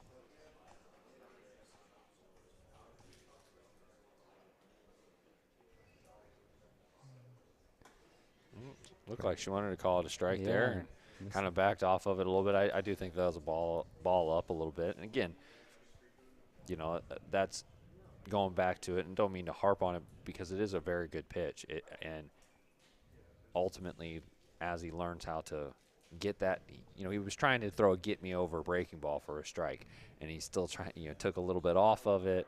It didn't really spin it as much, and it kind of backed up on him. So, you know, he's working to try to get that feel, and it's going to be really, really fun to watch as he does learn how to, you know, consistently repeat his mechanics to where he can manipulate that breaking ball for that get me over 0-0, and then the 1-2 get a swing and miss. The count is 1-1. He steps off. The runner moves back to second.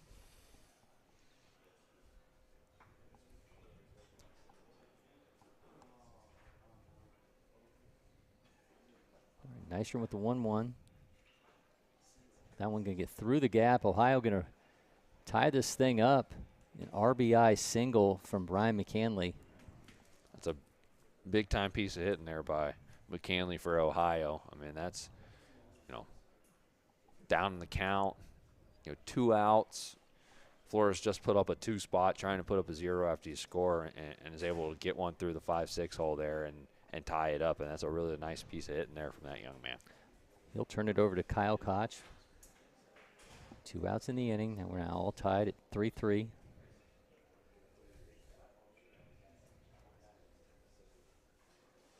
Nystrom shows bunts, pulls back. Excuse me, Nystrom. Koch shows bunt and pulls back.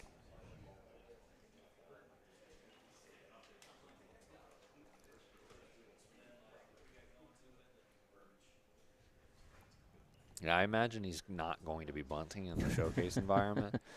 So I don't know if that was much of a threat, but he fires that one for another base hit.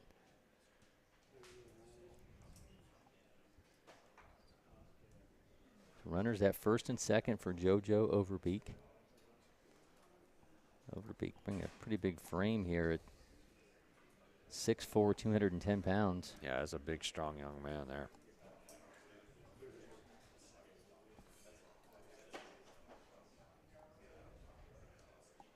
So the 9th hit for the Ohio squad here. Swung it well today. To just 1 hit for Florida. I guess that's the via double. I believe there might have been one or 2 more hits, maybe not, but Yeah, it didn't feel like we've only seen one.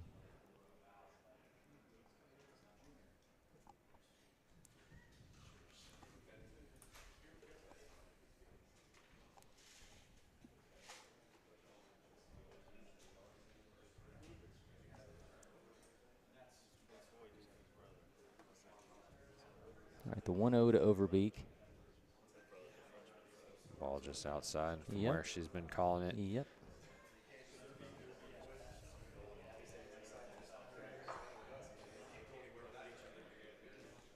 Two balls and no strikes.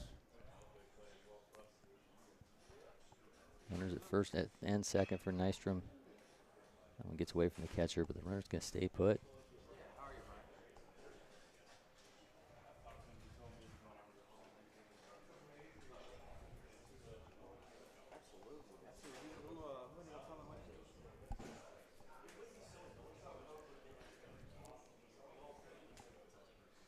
3-0. Overbeek fires that one to left field. That one's going to be That one's carrying a ton. backtrack and Wow. gone. A 3-run home run for JoJo Overbeek, going to give Ohio a comfortable lead here. It's an absolute blast in the left field for Overbeek. I thought that was a routine fly ball off the bat, to be honest, and just kept carrying and 91 miles an hour off the bat just carries out over over left field. The stop at home plate. Ohio now leads 6-3 in the top of the 5th inning.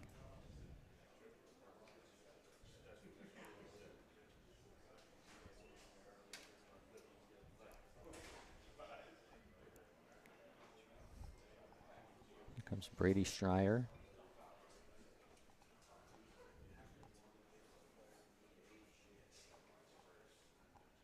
Low hands, kind of an unusual starting position here in his stance.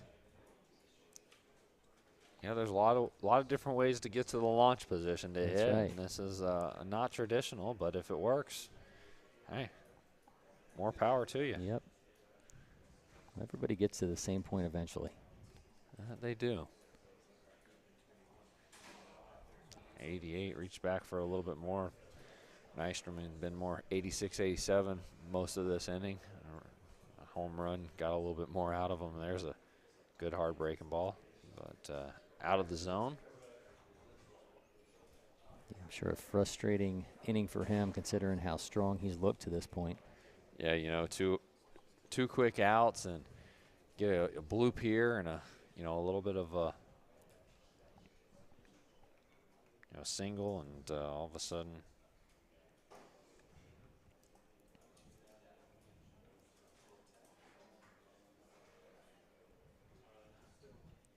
All right, 2-2 is the count to Schreiner.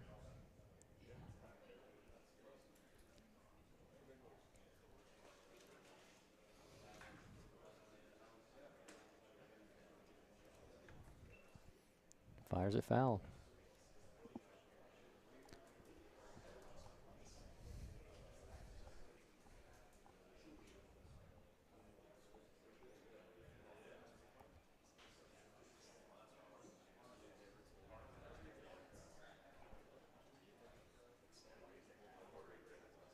And the 2-2 from Nystrom. That one in the Locked dirt. up there. I think that's Petrosa now catching as well. Wholesale changes throughout the defense for Florida.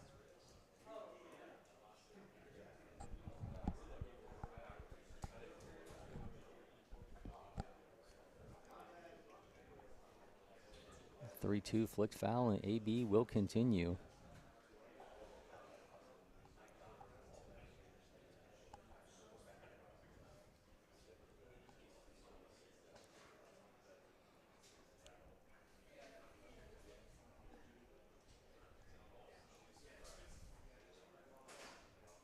Another 3-2 in the dirt, another walk. Jackson Frazier coming up. Ohio having taken a 6-3 lead in this inning on a 3-run home run from JoJo Overbeek.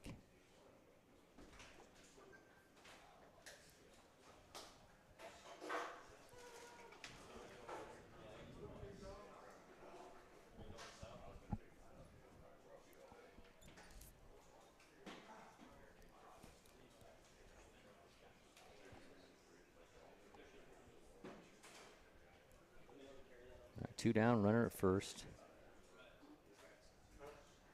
Frazier calling time, steps out.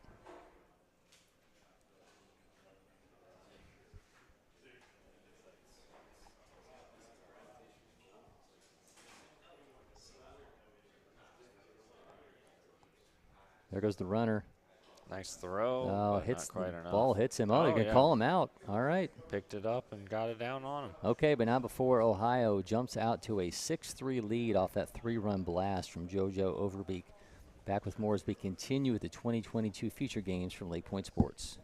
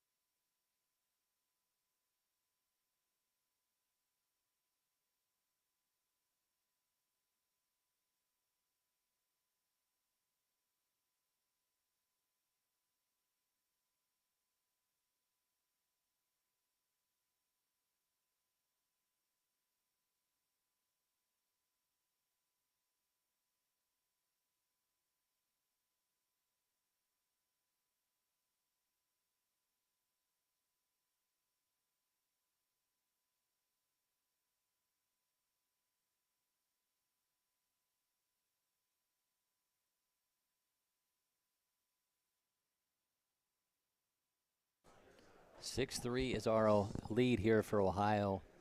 We march on in the 2022 future games. Cory McCartney, PBR Florida's Doug Freeman. Mitchell Davis continues on the mound for Ohio. See Will Gregory, Richie Petrosa, and David Rueska coming up to the plate for Florida in this half of the inning.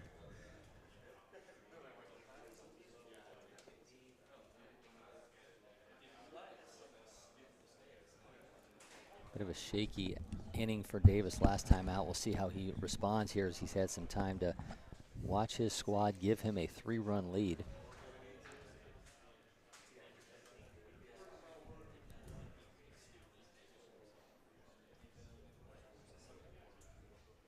Davis, glove held high, fires for a strike at 83.9. Yeah, taking a little bit off of it. That's what he did last inning as well to kind of get back synced up and throwing strikes. Check swing strike. That quickly jumps out to an 0-2 lead here on Gregory. Swing, a miss, and his first strikeout of the day.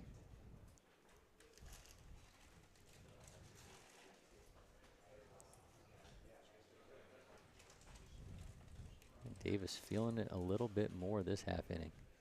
Yeah, he's definitely more synced up. It kind of happened after that mound visit as well, and just kind of got into a better position.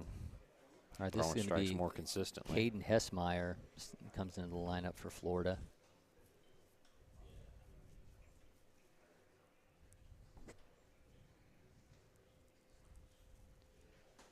All right, now got 2 strikes on Hessmeyer. Davis in that rhythm fires back. That one going foul.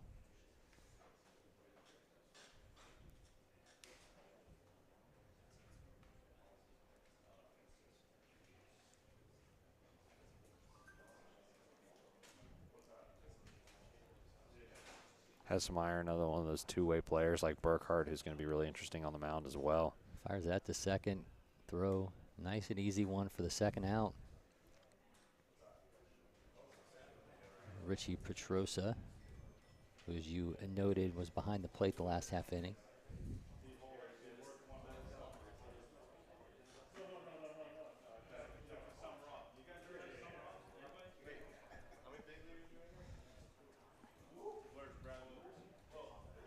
All right, Davis to Petrosa, misses glove side, 87.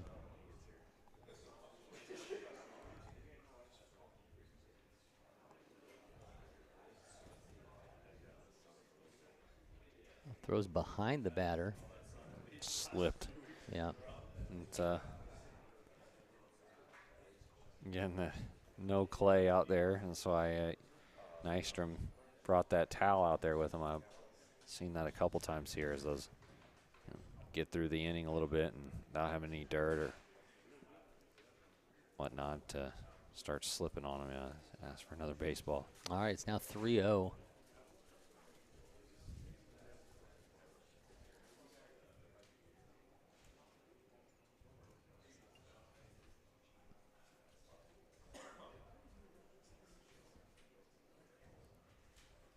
Davis fires that for a strike, 84.6. Yeah, it was definitely the baseball.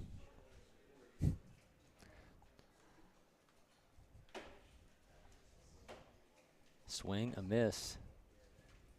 The catcher down.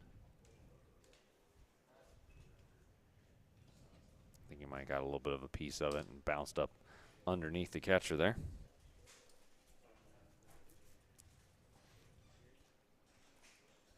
At least he's all smiles, you know, it didn't hurt too much. Yeah, or that's when it hurts the worst, you know. Smile through the pain. Yep.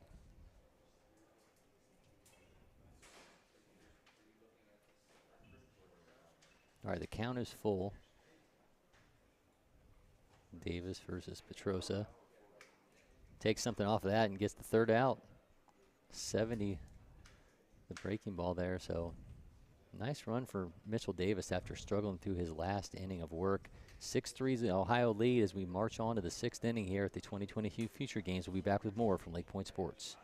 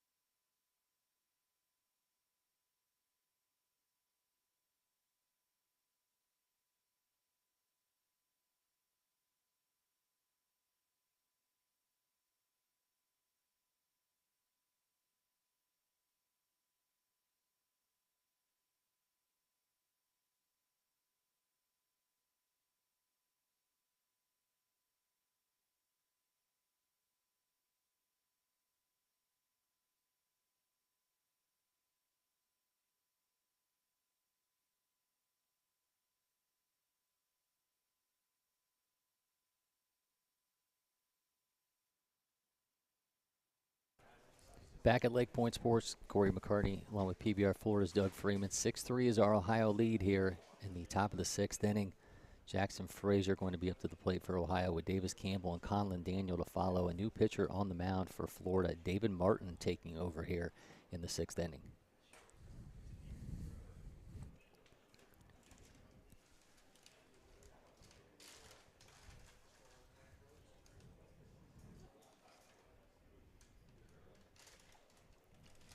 Frazier at the plate the last half an inning for Ohio, but runner thrown out at second. He's going to get another chance here in the 6th. Martin, a big, strong-bodied right-hander. First pitch at 87.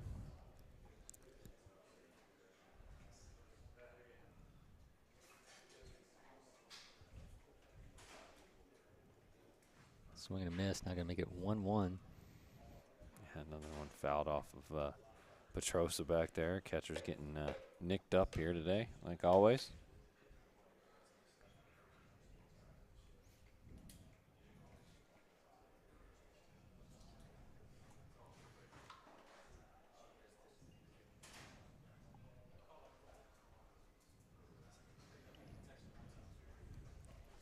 I've yet to make any catcher gear that can really help with the inside part of the leg if you miss something. I think after all these years, they'd have adapted something.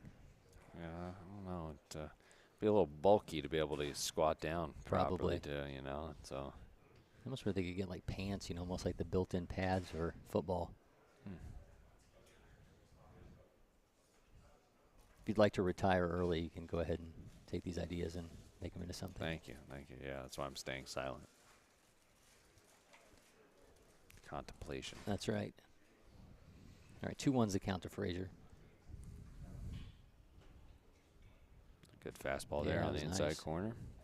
87, 88. A bit of sink, a little bit of arm side run sink to that from Martin. All right, here comes his 2-1. I think that was, All yeah, right. I was gonna say, I think that was 3-1. Oh, 3-1, excuse me, scoreboard. A little bit delayed there, so I'm going to start Frazier off with a walk. Here comes Davis Campbell. Ohio up 6-3. They've out-hit Florida 10-1 to this point in the game. Yeah, not an ideal recipe for success there.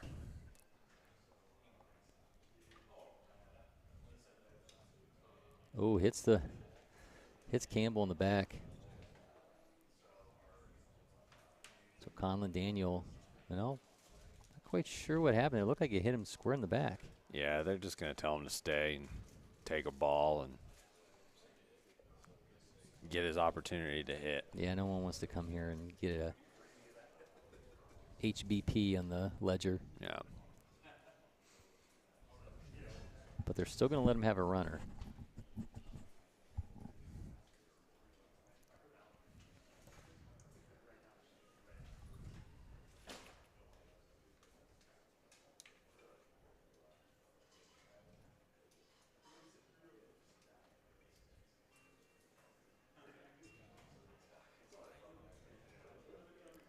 Okay, so runners at first and second, no outs. Campbell going to continue.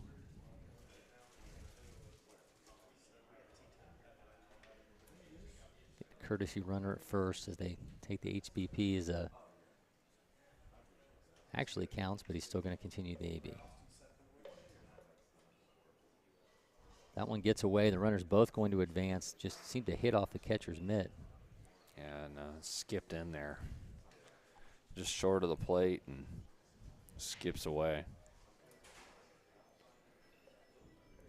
Big body from the right-hander Martin. Again, kind of similar to, you know, a lot of similarities between the pitchers today. I mean, Davis, I believe it was last inning. I mean, the first inning, you know, just having trouble getting synced up, having trouble getting over his legs. I mean, just the same type of scenario here from Martin where he's just, you know, having trouble getting on time and really getting down the mound and just, again, just not feeling extremely comfortable. So, you know, hopefully he gets an opportunity here to take a quick breath, figure out, you know, a way to battle through this inning and minimize the damage and, you know, go from there.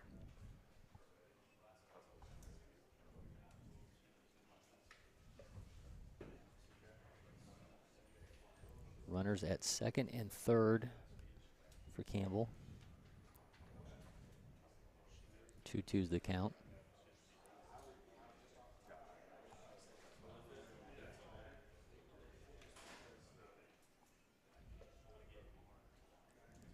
Misses with that breaking ball. Going to make it 3-1. Or 3-2, excuse me.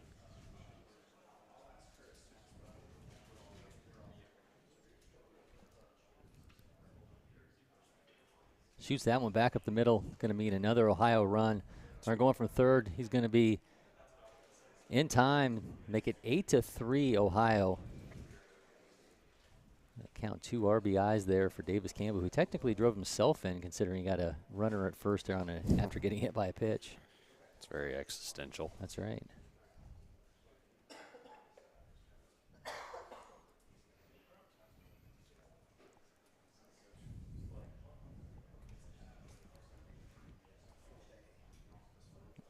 This is Conlon Daniel.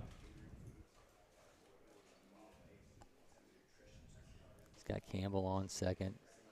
And a 5-run lead for Ohio here in the 6th inning.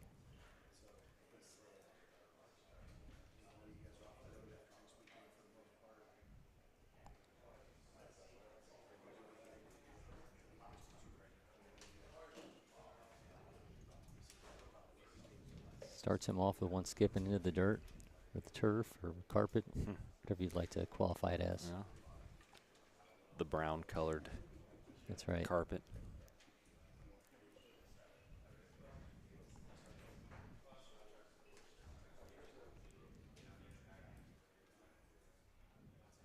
Misses inside, makes it 3-0.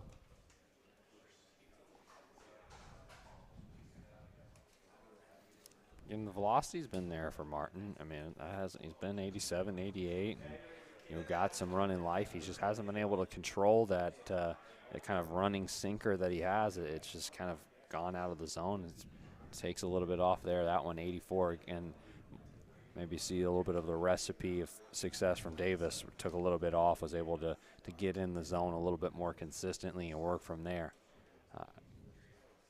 Similar actions on both pitches. Both guys have not the same arm slot, but generate similar results in terms of the running fastball with a little bit of sink, and that coupled with the long levers can make for difficult repeating. And Caden Hatcher, assistant scouting director, going to head out.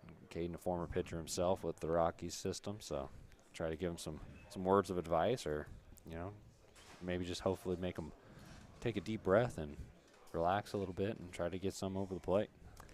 Well, Conlon Daniel walked, and Conlon Daniel walked, and Davis Campbell took off for third, so going to have runners at the corners here for Patrick McDaniels.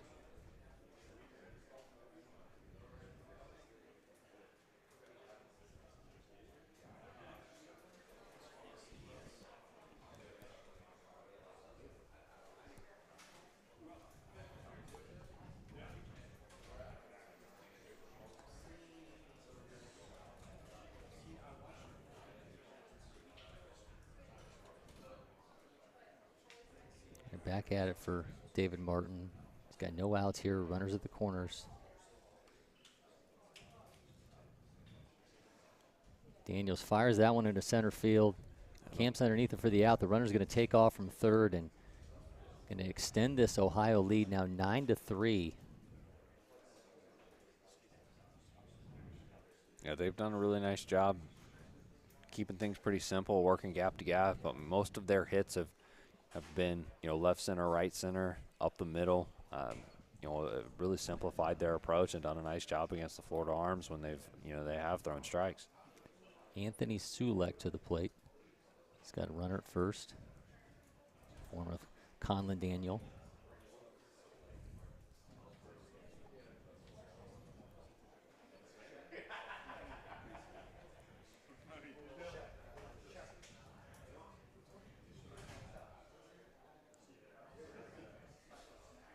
Martin with a miss inside.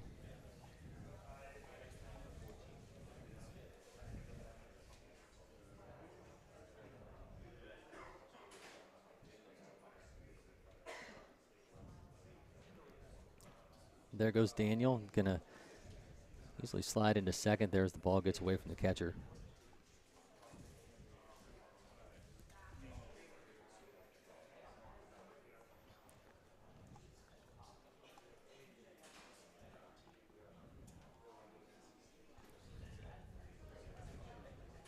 Three balls and no strikes to Sulek.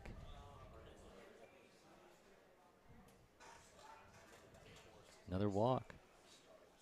Flipping the order back over here for Ohio for Parker Corbin. 9-3 is the Ohio lead.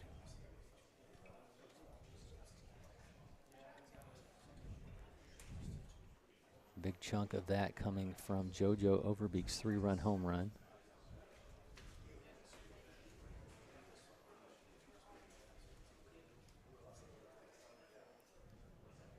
Another ball for Martin.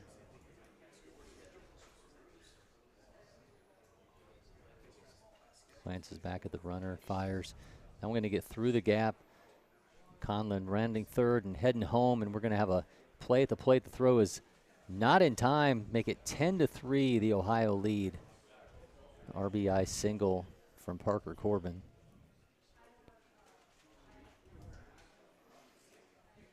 Two hits on the day for Corbin.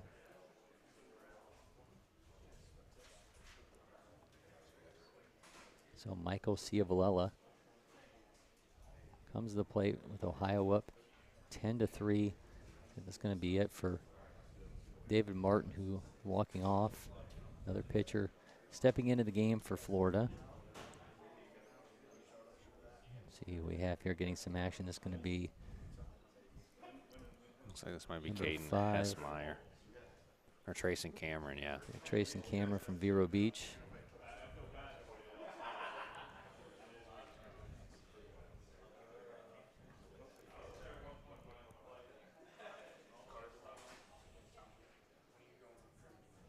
There's one down in the inning. Ohio's scored 4 runs this inning. They've had 4 in each of the last 2 innings.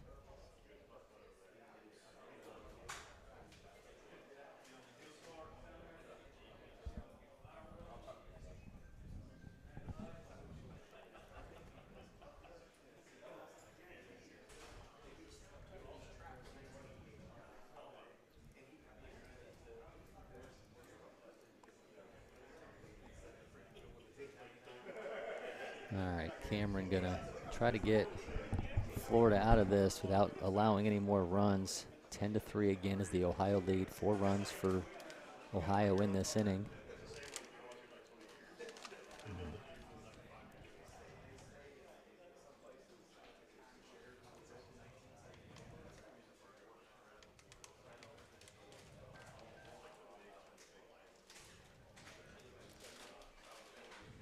Ciavella coming up next for Ohio with Logan Fife and Brady Royalson to then hit if the inning continues.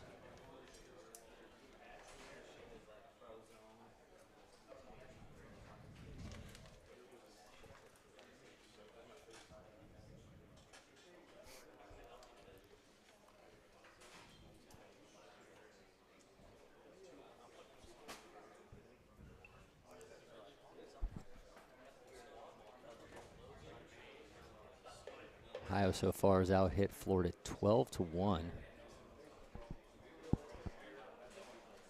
Getting up against it here in the top of the 6th.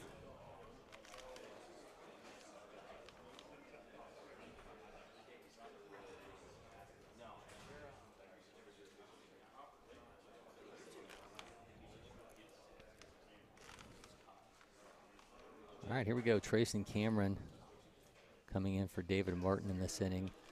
Runner at first. Ohio has plated 4 runs in this inning to extend that lead.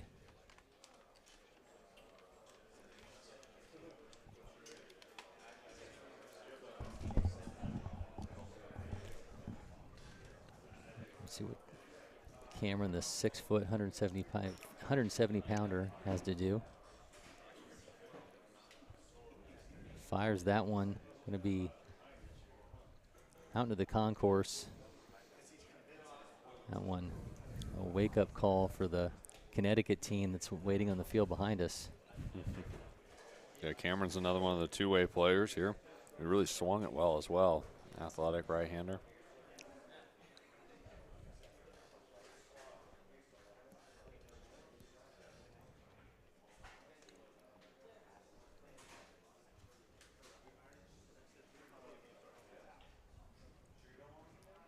Swing and a miss. That one inside, 83.5 in on his hands. Yeah, this is Hessmeyer. That's what I thought it was. Yeah, this is Caden Hessmeyer. Trayson Cameron still at short. Excuse me. Okay, there's two number 3s on the This is number 5, correct? No, this is number 3. Number 5 is playing short. Oh, okay. As I mentioned, those numbers are a little hard to read. Yeah, that is see. number 3. All right, so Caden Hessmeyer on the mound. Hessmeyer from Odessa. Primarily a shortstop.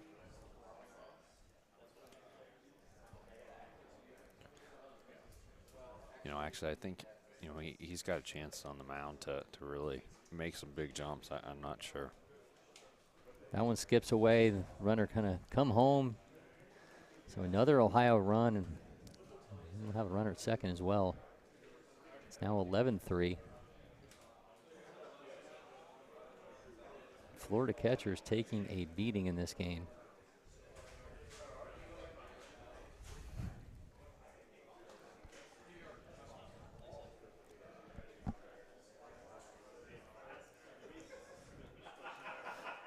All right, 1-2 is the count here to Ciavalella.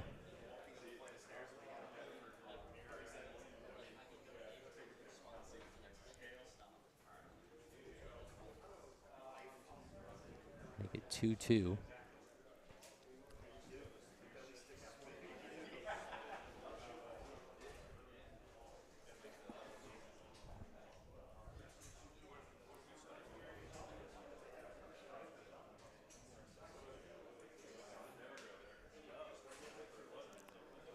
Can't get that over for a strike, make it 2-2.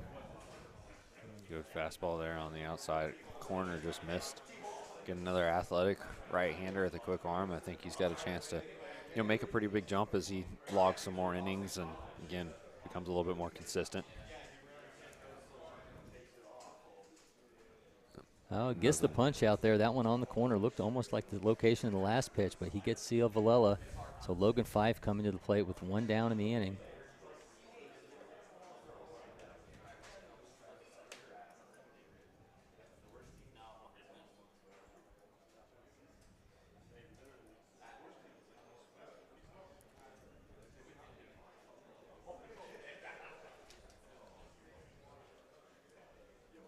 And Fife steps out.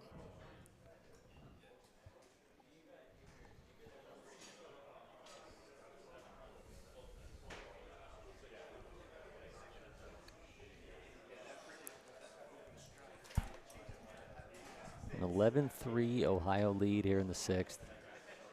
Ball skips away, and the runner going to advance to third.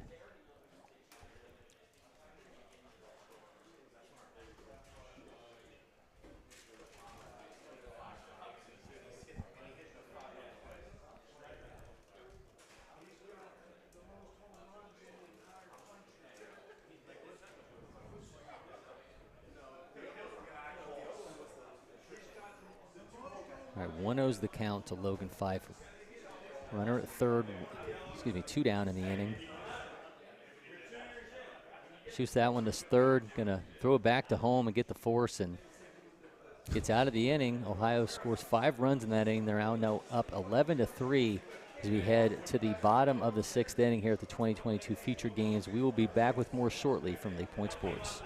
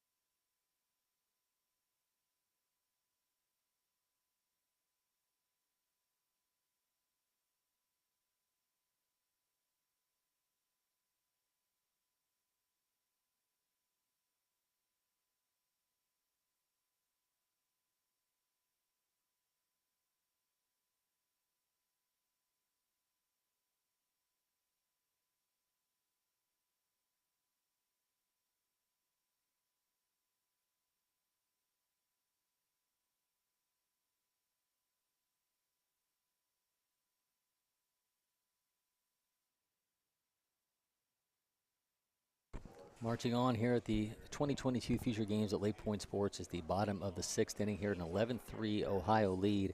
JoJo Overbeek, who hit a 3-run home run for Ohio, going to take the mound here as we continue in action. Up to the plate for Florida, going to have big David Ruesca, Zane Pestalozzi, and Jalen Fox to follow. Ohio so far has out-hit Florida 12-1 in this one. Overbeek again, delivering that big blast, a 3-run home run. Ohio scored 4 runs in the 5th inning and 5 in the 6th to jump out to this massive 11-3 lead.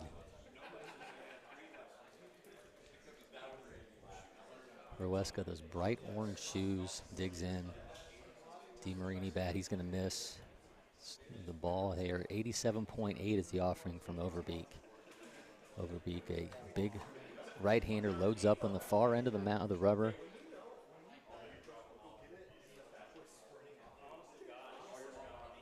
Shoots that one high up into the sky.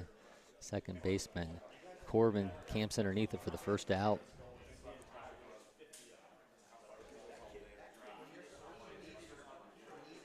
So this is actually going to be Trayson Cameron, the shortstop's going to be hitting now.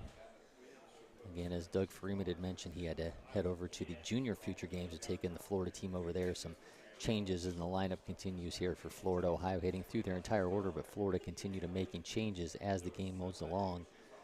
Overbeek gets that in there for a strike, 69.7, so we've seen the high end and the low end on the velocity range from Overbeek here in this appearance early. One down in the inning, Ohio up 11-3. That one misses some of the pieces from the turf flying up as Overbeek fires that one into the ground.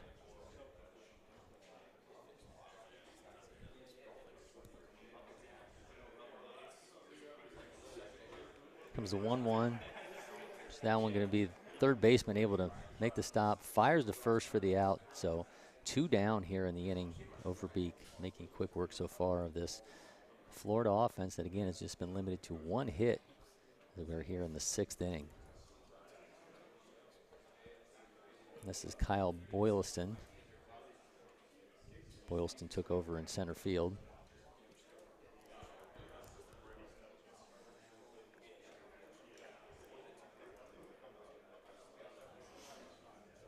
Kyle from Jacksonville, 6 foot, 170 pounds.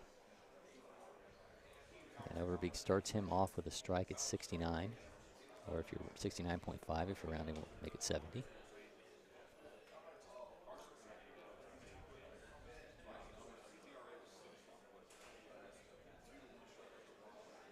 Comes the 0-1. A miss. It looked pretty strong, but going to be a miss. Makes it 1-1.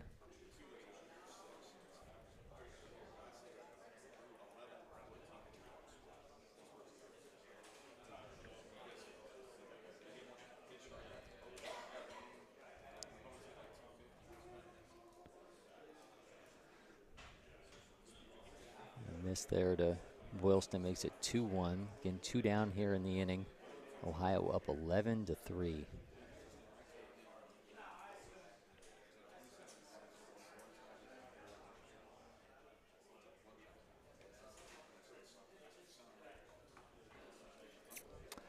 Missed glove side, makes it 3-1.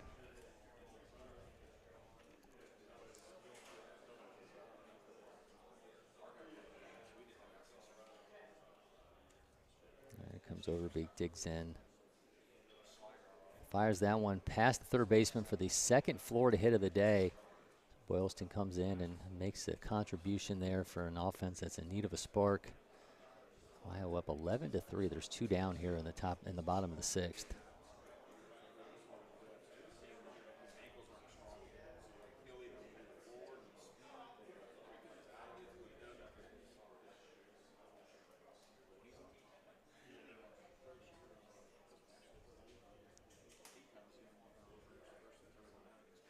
Joshua Hanson's now your batter for Florida. Boylston going to take off for second as the ball gets away from the catcher.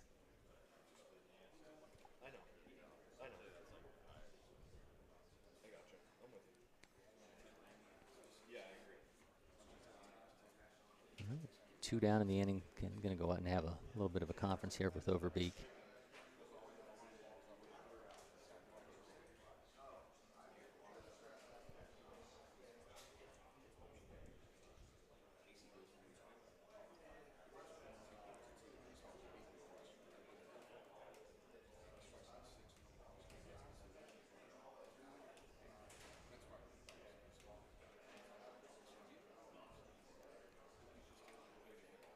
Here comes the 1-0 from Overbeek again. 2 down here in the inning. So a little high, but in for a strike. Makes it 1-1. Florida with 1 run in the first and then 2 more in the fourth for their 3. Ohio 1 in the first, 1 in the second, and then 4 in the fifth and 5 in the top of the sixth. Missed to make it 2-1.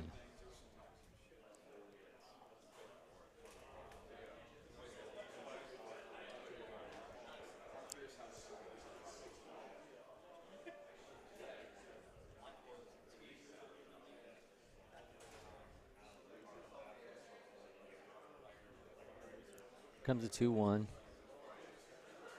Flicks that one in at 68.6. 2100 spin rate on that breaking ball for strike 2. So 2-2-2 here. Overbeek trying to get out of this without allowing another Florida run. It's 11-3.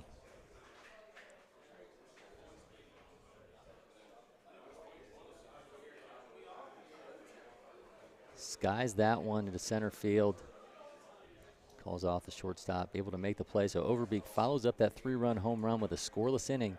It's 11-3 Ohio as we go on to the 7th. We'll be back with more here shortly from LakePoint Sports.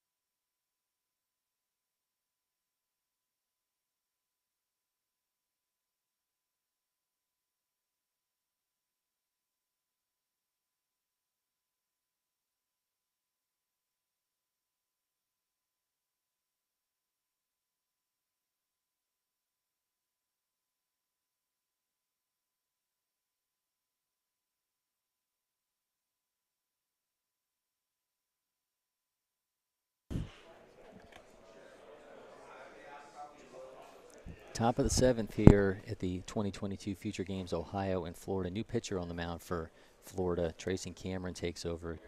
Teed him up last inning when it was actually Caden Hessmeyer on the mound. As Doug Freeman noted, these jerseys are a little bit hard to read, but going to continue here. 11-3 is the Ohio lead.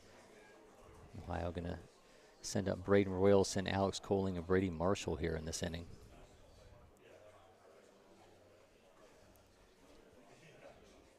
Cameron with that neon green arm sleeve. He's got the flow, he's got the arm sleeve, he's got the whole vibe he's bringing here for Florida in the top of the 7th. They've been out hit 12 to 2 so far. Ohio has brought out the lumber today without question. The big blow coming from JoJo Overbeek on a 3-run home run. Can't get the call there.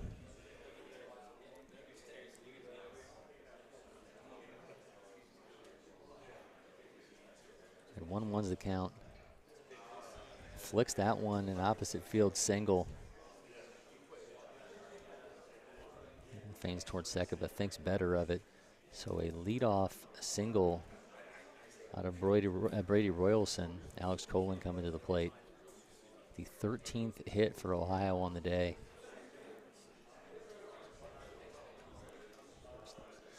Nice offensive showing from these Ohio bats.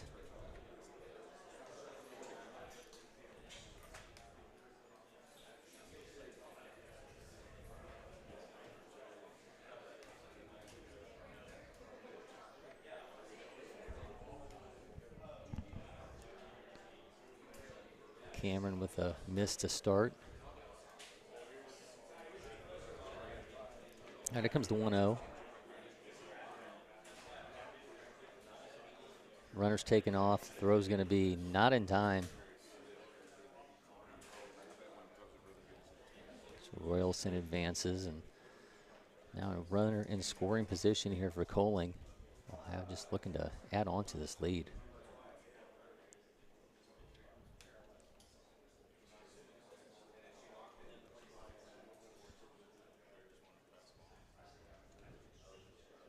Here comes a 2-0. Miss arm side.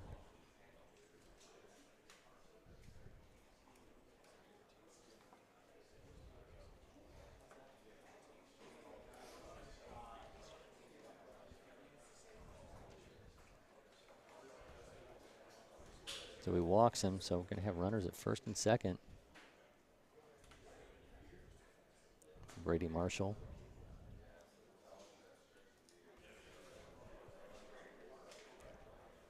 Jordan Keevman in the on-deck circle. Ohio lead is 11-3. No outs here with two runners on in the top of the 7th. Cameron gets that first strike at 86.6.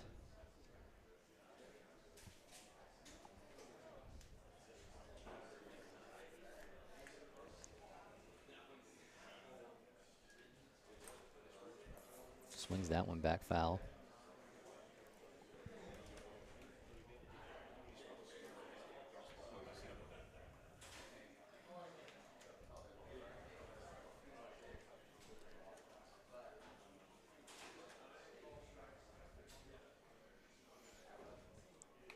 Got him on the inside pitch.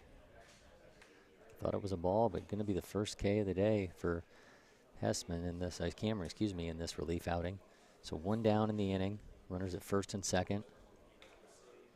It's going to bring up Jordan Keevman. 11-3 is your Ohio leader in the top of the 7th. Keevman fires that one to the second baseman, able to make the toss to third. Second, make the double play. Oh, no, we were able to count him off the bag, so this inning's going to continue. Nice flick from second to short there at the second base bag, but unable to get the play at first as David Rueska came off the bag. So Jordan Keevman showing some nice speed yet again. Going to have runners at the corners. 2 down. Brings up Brian McCanley. Going to pad that Ohio lead. Starts him off the ball.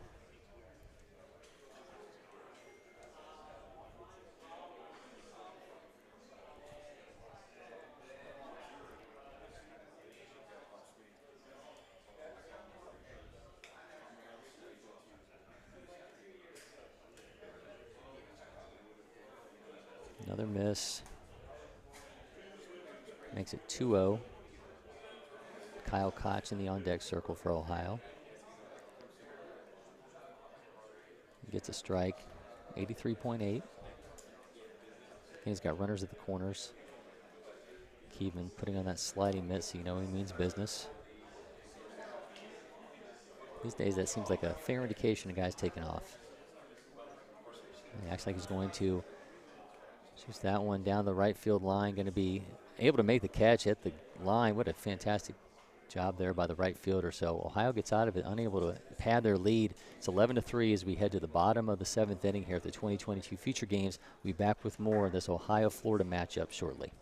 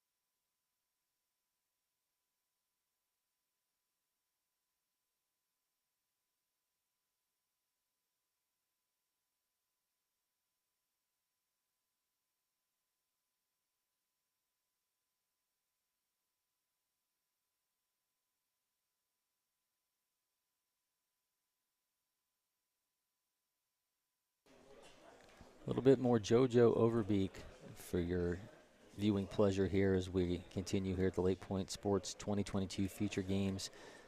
11-3 Ohio lead here in the bottom of the 7th inning. Overbeek on the mound here for Ohio as this thing continues. Rylan Lujo going bat for Florida here, down 11-3. Last chance for this squad. Ohio has out-hit them 13-2 so far in this game. Overbeek fires that one in there for a strike at 87.6.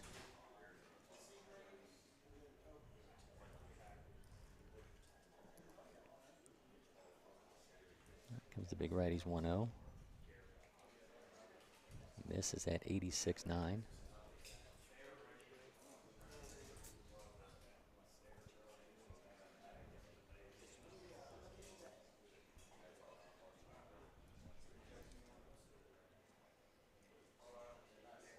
Checks his swing, 2-1.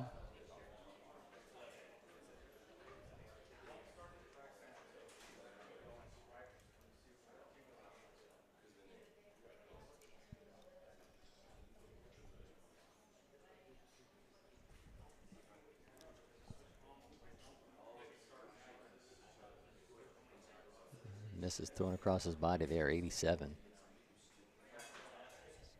So 3-1's the count to Lujo.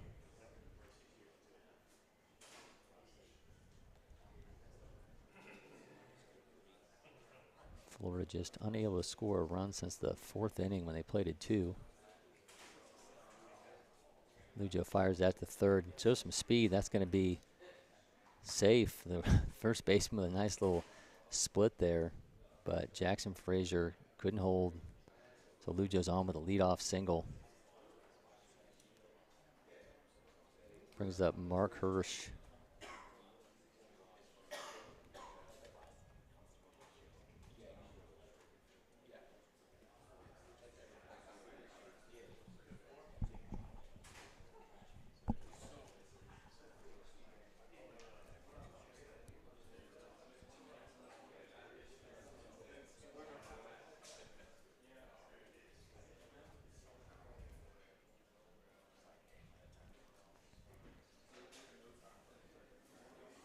Here comes the 0-1 from Overbeek. Fires that one to the left field for a hit. Almost nearly bounces over the left fielder's head. Lujo taking off for third. He's going to be in time. The runner's going to go on to second base. So runners at second and third with no outs here in the bottom of the seventh for Florida. Ryan Lujo and Mark Hirsch coming through with back-to-back hits. Now Riley McDonald's chance here to get Florida their first runs since the fourth inning. They're down 13-2. Or 11-3, excuse me. 13-4, and they've been out hit so far. 11-3.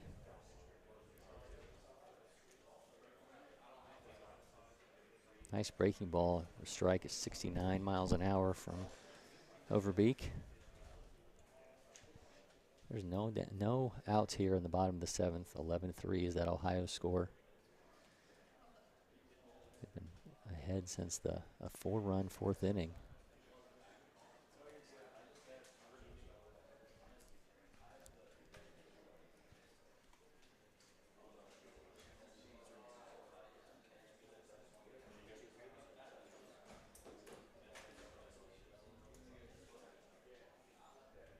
Miss from Overbeek.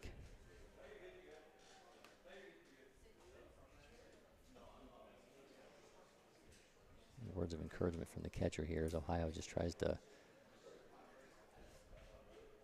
finish things off. A comfortable win here in their first outing of the feature games.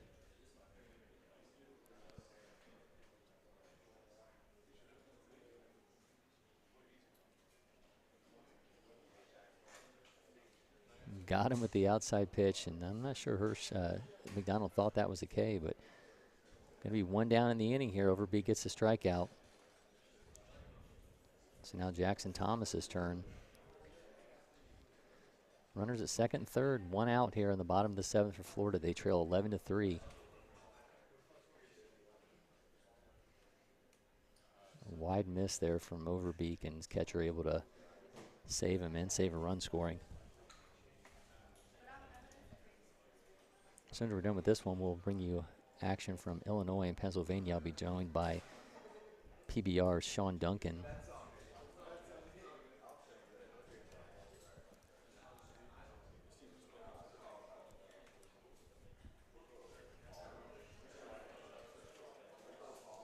That one we're going to be joining in progress. That game's actually already started, but this Ohio team has made this game go a little bit longer than anticipated. Thomas sends out one in the left field.